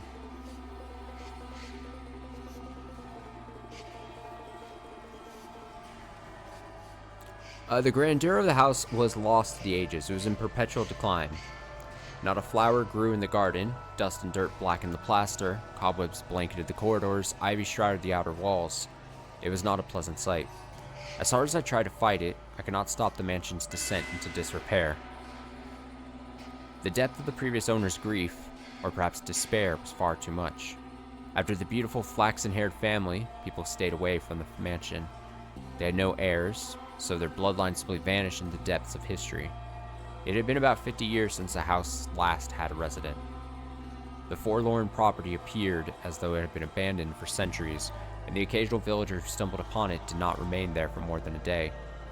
My time there was rather solitary. That was perhaps the loneliest time of my life. Everyone who visited the mansion feared it, and it was left without anyone to become its master. I even came to believe that my time serving as a maid would come to an end in this era. However, one day, I noticed something out of the ordinary. As a servant of the house, I am almost immediately aware of any new presence within its walls. And there appeared to be someone downstairs. Can you imagine just how delighted I was? The part of me was anxious about what kind of person I might find. The possibility that it could be you had my heart aflutter. So, resisting the urge to rush, I headed for the basement. The cellar was where red wine, smoked meat, and other preserved foods were kept. By that point, the wine was practically antique. As I'd expected, a man had made his way into the cellar. Is anyone there? Although, I'm unsure if referring to him as a man is entirely accurate. The fuck? Just gobbledygook. Oh my, this is quite something. Oh my god, it's hideous. It's a shadow man. What the hell? What is this? Ew. Actual thing that's gonna give me nightmares tonight. Oh my god. Get out of my screen. The very first thing I sensed was an almost unbearable stench. The odor emanated from the man, heightened by the food he had carelessly rummaged through. That was so unsettling to me for some reason. Carelessly rummaged through. Blood-red liquid spilled from wine barrels, soaking the floor. His sunken eyes had a piercing, wolf-like glimmer in them. His teeth were sharp and yellowed, visible as he ripped into a chunk of meat. He grumbled in a seemingly inhuman tongue. I was looking at a beast, or perhaps a half-beast. There was another source of odor in the room, though. It had something of a kind of metallic tinge to it, and when I noticed this, I nearly passed out. The red liquid was not just wine, as I'd assumed. The beast had, I presume, stolen a weapon from the village. A sword far too nice for him lay on the floor by his side. I could hardly imagine how many people's lives he had taken with that blade. It was visibly wet with blood, even in the darkness of the cellar, but at the same time it had an imposing gleam. The fine, luscious aroma of the wine could not mask the stench of blood in the beast. Holding my breath, I took a few moments to ponder. Ponder what? Oh, master, you know. Tell me, were you summoned here by the mansion? I need a beast voice. Did you come here knowing what kind of place it is? That's gonna kill my throat if I do that too much. If you are in want of money, you are welcome to help yourself to some of the furniture. And I imagine the villagers would be willing to welcome you if you dressed yourself up a bit more like a person. I don't know, man. Villagers see this thing, even if it's wearing some clothing. That's not passing. I'm sorry. It's kind of like putting lipstick on a pig type situation, type deal. I don't know. Then you can trade the furniture for food and make your way to a larger town. The wolf was able to fool the innocent little girl simply by putting on clothing, after all. Oh dear, I was afraid you wouldn't understand me. What am I to do? I was in quite the predicament. Nevertheless, it meant a great deal to me that I found someone who did not fear the mansion, be they human or beast. What? Rhetorical question here, but what the fuck is going on? Like, what the actual fuck is on my screen and happening right now? Like, we went from, like, normal but distressing, but normal situation, and now this is just actual, like, nightmare realm. I've gone to the shadow realm, and I'm seeing this thing with a face, but is a shadow monster looking beast thing. What? What happened? Nevertheless, it meant a great deal to me that I had found someone who did not fear the mansion, be they human or beast.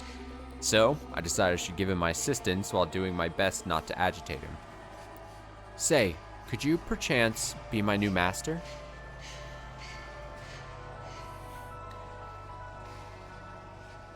Yes. The mansion sat near the ocean. To say it was perched upon a cliff might make it sound rather intimidating.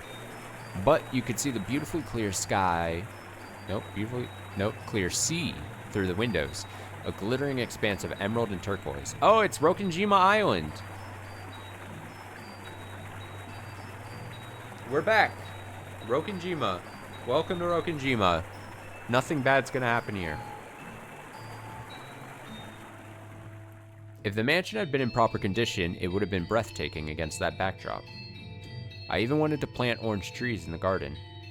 Though it was a tumultuous era, the sun still shone bright upon the land, which only served to emphasize the house's unsightliness. Oh yes, perhaps I should give you some more background information. At that period in time, a war had just drawn to a close.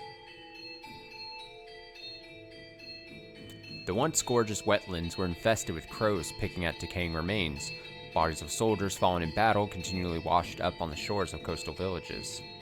The people wanted nothing more than for the curtain to draw on that deeply political contest. And when it finally did, the kingdom, with its richly fertile shores, was stripped of its independence, beginning a new era under new rule.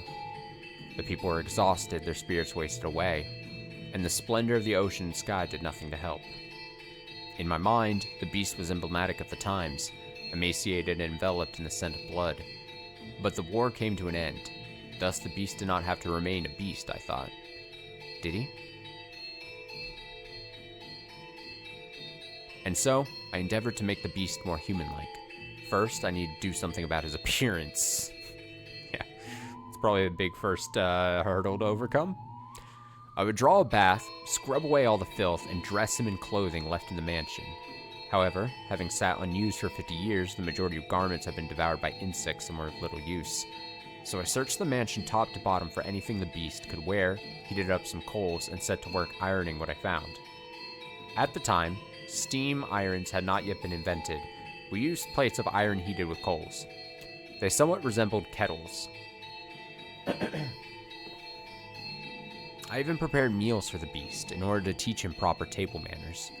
Although, with the mansion in a nearly uninhabitable state of disarray, there was only so much I could do in the kitchen. and the only supplies I had to work with were what was left in the cellar. As such, I was not able to put to use the cooking skills I had learned in the flaxen-haired family's time. Hello again. Now, you mustn't eat with your hands. Do you want to get your fingers and face dirty? Never mind the clothing, we also got to get him speaking in some intelligible language. You eat using a knife and fork. See? Like this. I feel like I'm teaching a young child. Roar. Oh my, what are you holding your head for?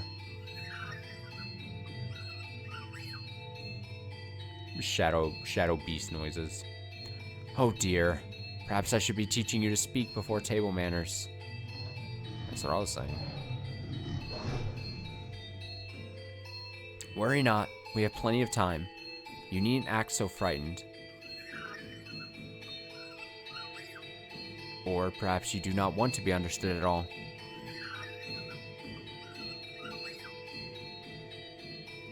Would you be so kind as to tell me your name? You are, for now, still a guest. It is too soon for me to call you master. Or am I mistaken? Your name, that is what people call you? How about I start by telling you my name? I am called... Beatrice! Beatrice! It's happening! B-E. B-B. I assume that was B-E and not like a space or negative, like blank blank B, blank blank blank E. Bestia? What? B-E-S-T-I-A. Bestia, not Bestia. Wait, the beast was saying its name. I thought it was saying that was her name. God, I got too excited for nothing. I'm always chasing the Umineko high again. Bestia. Bestia? It's probably like said like Bestia. Like emphasized like not Bestia. I know there's very little difference in what I'm saying, but not Bestia, but like Bestia. Bestia. Say it in red. Show me that red text. Show me the red truth. Your name is Bestia? Yes. I see. Then that is what I shall call you, Bestia. Bestie, you're my bestie. My, you seem to be rather perplexed as to how I was still alive. He had, in fact, attempted to cause me harm. However, I am a servant of the house. The beast called himself Bestia. It is a curious thing.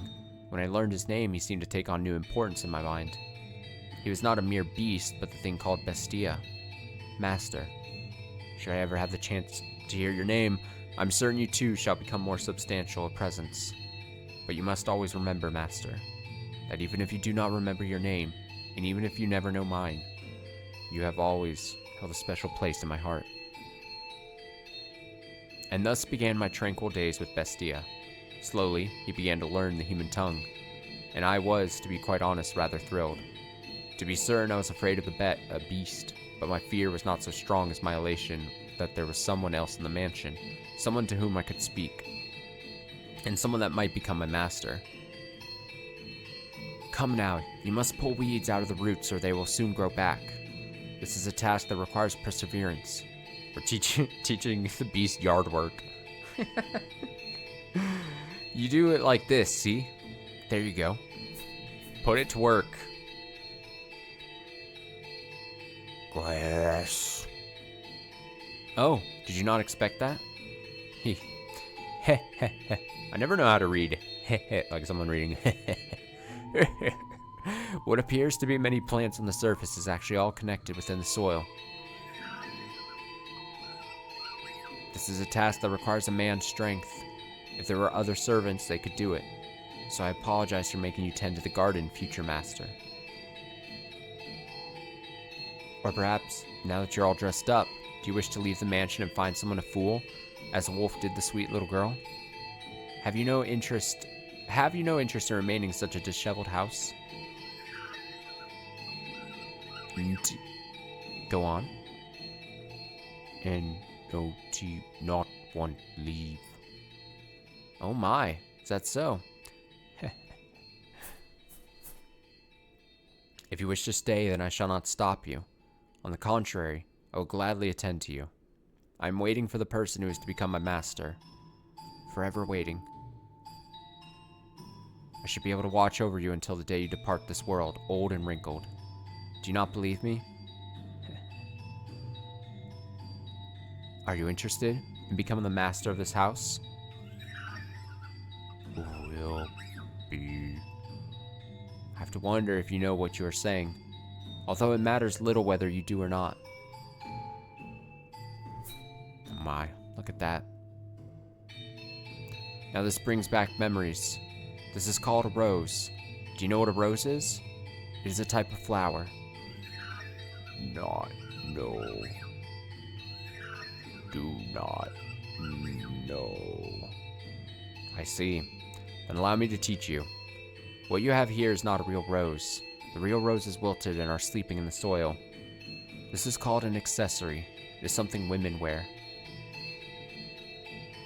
The beast held an ornamental white rose in his hands. An object someone, sometime, meant to give to someone else. Curiously, the white rose was just as stunning as it had been the day it was made, despite being buried in the earth for so many years. I hear roses make wonderful gifts. He stared intently at the decorative rose. I had presumed the beast would either discard it disinterestedly or destroy it, but much to my surprise, Bestia held it gently in his hands, as though it were something precious to him. Are you, perchance, considering giving it to me? So you are not. Very well. Is there someone else you would like to give it to? In that moment, a thought floated through my mind. The thing I had found in a pool of blood in the cellar was a monstrous creature indeed, but perhaps I was not, at his core, what he truly was.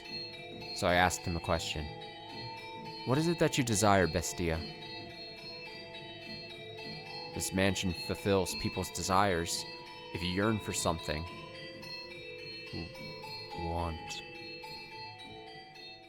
Live. Peace.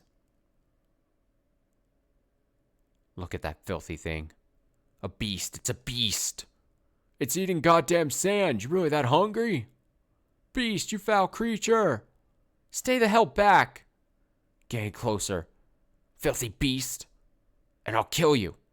Warning of flashing lights and all. Jesus. Several days passed by.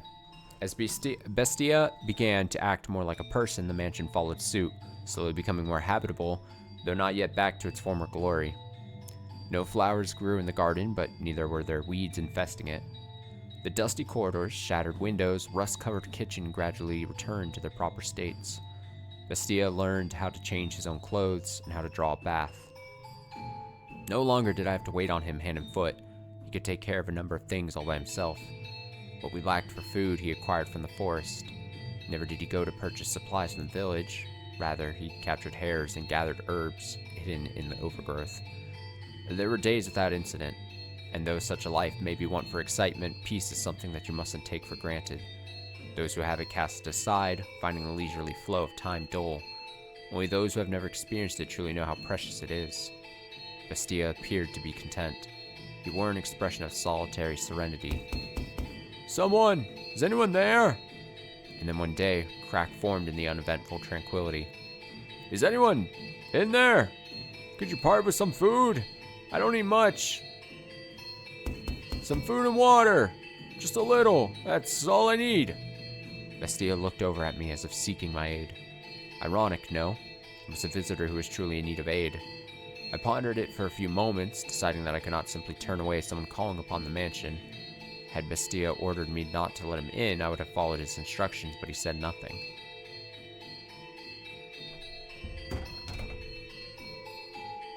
Oh, thank God, someone's here.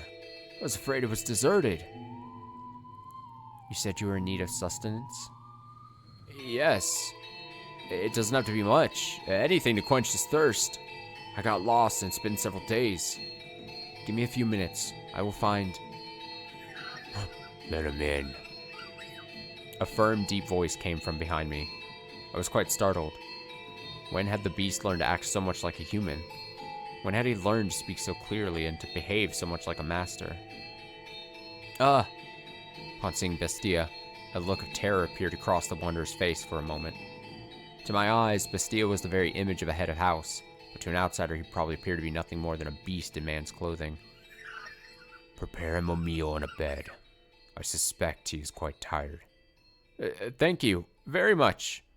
But in time, the fear drained from the man's face. Bestia sat precariously on the border between man and beast. Though he still had his doubts, the wanderer revised his first impression, deciding Bestia was human. As the wolf had fooled the little girl in the forest, he too had succeeded in playing the role of a man. I thought I was a goner for a while there, but you really came to the rescue. And a meal like this on top of that? You really didn't have to. Though I guess that's not an appropriate thing to say as I'm eating. What kind of meat is this? Hare. It's damn tender for a rabbit. And here I thought it was beef. You're quite the skilled chef. Oh, is she the one who cooked this? Is she your wife? Oh no, I'm merely a servant. A female servant, huh? Don't see that very often. This mansion's just full of surprises. I can hardly believe it. Lost for days, and as soon as I think I'm dead, there it is. Thinking back on it now, it's miraculous. But why are you two living alone in a house on a cliff?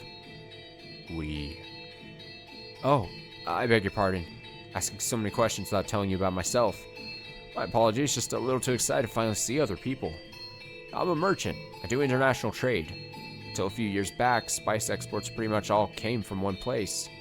But now that we've established trade routes of our own, my country's fighting tooth and nail to push its exports.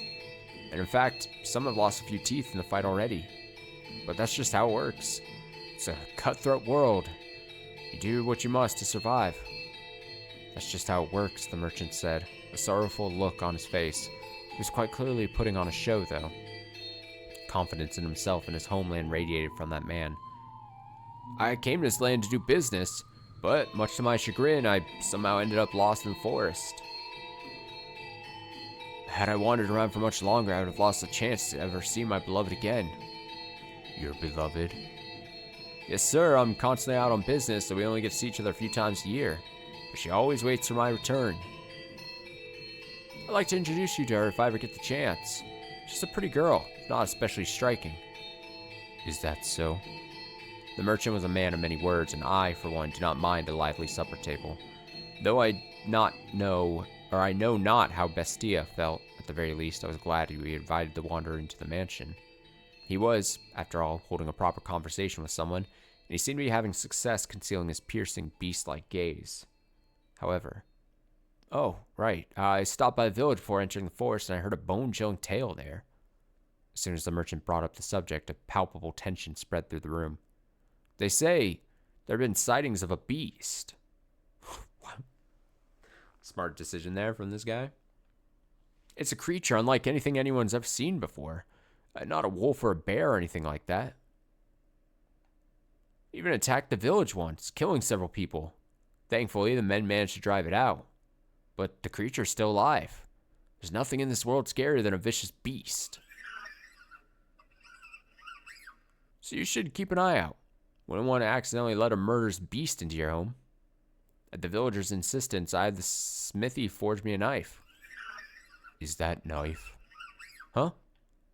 With you now? Well, yeah, I've got it on me. Only good to defend myself with, but it's better than... That knife. You brought that knife. You're here to kill me with that knife? What? You're going to stab me again and again with that knife, like they did last time. That's why you're here, isn't it? What? What are you talking about? What's gotten into you? Stab and stab and stab. Calm down. What are you so worried about? I'm not gonna hurt you with this. What did you just say? I like to imagine that before the wolf ate the poor little girl, he said, "Is this what I always looked like?" That beast. What's your problem? What's wrong? Talk like a human. Is me. Stop, stay back. Get any closer and I'll stab you to death. You act like you only just realized I'm a beast. Eek. That's right, I'm a beast. I killed them. Stay back. And I'll do the same to you. Help! In his hand, Bestia held his sword. Perhaps it had been hidden under the table, or maybe behind his chair. Regardless, it was as though he had expected this to happen. The merchant kicked aside a chair, attempting to flee, but Bestia closed the distance in an instant, knocking him back. He lost his balance and slammed against the wall, but still, he made to escape, though the beast stood blocking his path. No, please stop this. Don't kill me. My beloved is waiting for me back home. I can't leave her behind. And why should I care?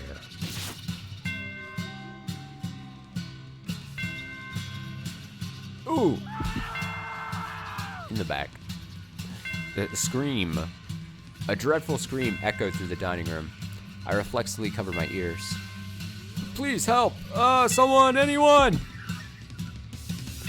No one's going to come for you. This mansion's a long way from town. Help! Woman, where did she? Why isn't she here? She was just... Oh, Ah! you'll kill me if I don't kill you.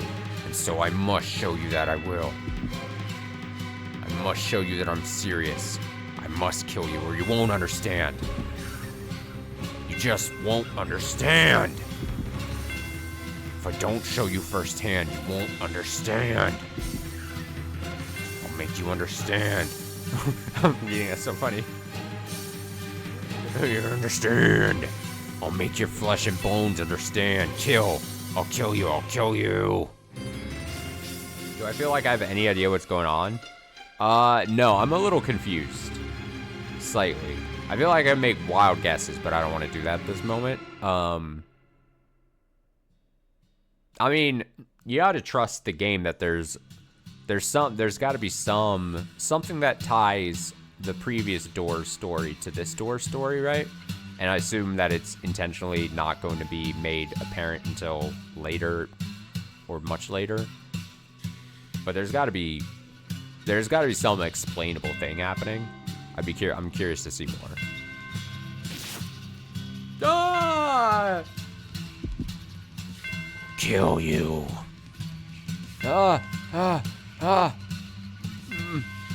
Monster. That's right. I am a beast. Oh, that's cool.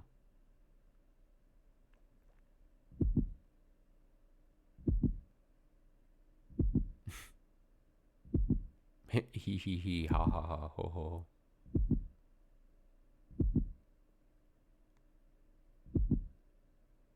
It's not staying on the screen, so I'm not reading it. They had been enjoying a peaceful meal around the table together just minutes earlier. So what had triggered this?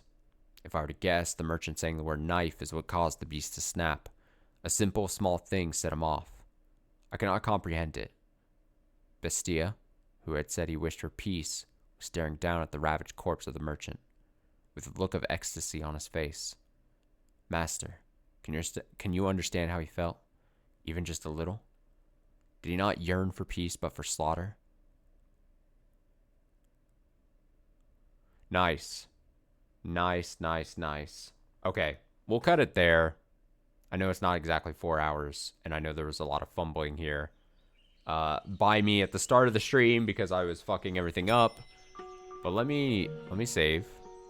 Let me get a good save going. Oh, simpler times than that other save, yeah.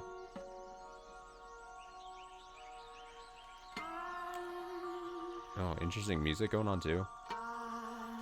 Let me go to the title too. So, something I said in the first stream, and I would like to get information before we start the third stream. This is me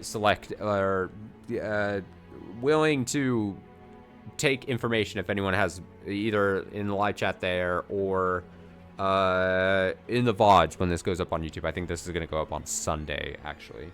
The question is, and I approached this slightly in the first stream, would people in general like this to be more structured as like a once or twice a week like schedule that I did a lot more in like Umineko and Higurashi? So there are like, say, 2 defined days a week, or 1, I don't know what the schedule would be, but just example wise, so that, these nights or these days this is going to be played then? Or would you rather be freeform, where then I might potentially, like any other game, you might get it more often, but it would be potentially on more random days. Like, it would be like, oh, I'm doing like I get to it 3 times in a week because that's just what I feel like doing, or schedule wise. So you might get it more often, but it's not as like on scheduled defined days. And I'm still trying to take like, obviously I'm going to end up doing whatever I feel like is best for what I want to do, but I'm willing to take suggestions to see like what's better viewing wise, like what is a better experience. Because like I said, I get the appeal of a scheduled thing, but there's also, and this is more of a me problem and less of a viewer problem, but if we stick to a schedule thing, then that also means I'm going to want to stick to that schedule. If I'm going to say, hey, so that everyone's prepared for whether they want to tune in for a live stream or whatever, hey, I'm going to stream on, let's just, again, example like I did for Umineko, Tuesdays and Saturday nights. If I do that and then it rolls around to like Tuesday night or a Saturday night, and I'm like, ooh, I'm really not feeling like reading or playing Fata Morgana, I'm going to feel compelled to still stick with Fata Morgana on a scheduled day because I had said that it was going to be on that thing. And I will say that feeling doesn't happen often, but if it isn't such free flowing, like whenever I just do it, I'll do it. Whenever I feel like doing, I'll do it. Then there's potential that there'll be some days where I'm just like really not feeling like reading a bunch or whatever. And so either you'll get like, again, I try to avoid this because I'm such a professional streamer, of course. But like, maybe there might be a scheduled day and it's like, well, I said I was going to read it, so I'm going to just do it, but it's only going to be like a half-hearted hour or something like, but at least I'm sticking to the schedule kind of thing. Because once I commit to a schedule, obviously I know I could deviate if I needed to, but I'm going to want to stick to that slightly because then it's like people have that expectation like, oh, it might be on this night, and then why have a schedule if it doesn't then pop up? Which is generally why I don't hard commit to like normal streaming schedules. Even though I stream most days of a week, I never say like definitively this is my schedule because some days I just don't have it. Some days I'm like, I'm not doing it. Scheduled streams make it easier to catch, but whatever is easiest for me, TBH. Plus, you'd be doing about a chapter a week at that rate, give or take. Okay. Yeah, like I said, I don't know for sure yet. I wish I had an answer like definitively tonight so that then I could easily say like, let's say for at least right now, I think at least scheduling out the next stream is like the least I can do in a moment like this. So just like I did last Fata Morgana stream, and I said I'll make sure I do it like Friday night. Friday night. Let's say probably no Fata Morgana this weekend, but I'll say Tuesday night we'll do Fata Morgana. Will be the next Fata Morgana stream. Barring any kind of like dramatic changes in my schedule or something, let's say Tuesday night will be the next Fata Morgana. We'll do stream 3 of Fata Morgana, and then I don't know, by then maybe I'll have more info on what kind of schedule I want to commit to or whatever. I don't know. I get the positive negatives both on my side and viewer experience wise of like both hard schedule and not. I don't know. I mean, I am enjoying it. We're only 2 streams into this. I had a lot of fun with Fata Morgana today and the first stream too. Subject matter was what it was, but aside from that, it was still an enjoyable experience. I felt things, so there was that. But yeah, if like I said, next Fata Morgana stream should be Tuesday night, I think is what I'm feeling. I'm like projecting outwards. This VOD will go up on Sunday morning, so that gives at least VOD watchers, like, which probably care less about the live streaming schedule, but I digress. It is what it is. People catch things whenever they can.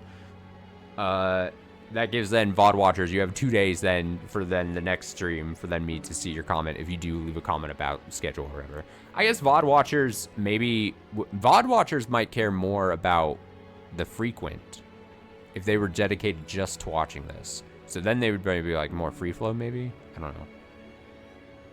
Much to consider. Much to consider. As I said about a half hour ago or so, should be streams both Saturday and Sunday. I would say at least probably Xenoblade on Sunday, at least probably Nier Automata. We're in the Route C of Nier Automata on Saturday, but there might be a couple hours of something new also tomorrow. Again, I've been flip-flopping if I want to start that whole journey, but we'll see. It wouldn't be a big investment, but it'll be a different thing, so that might also be happening tomorrow. But at the very least, probably Xenoblade Sunday, Nier Automata tomorrow. Thanks so much for hanging out. Thanks for watching. Thanks for tuning in, making it to the live stream. That's dope. Love to see that happen sometimes. A hardcore VOD watcher making it to a live stream. You'll love to see it.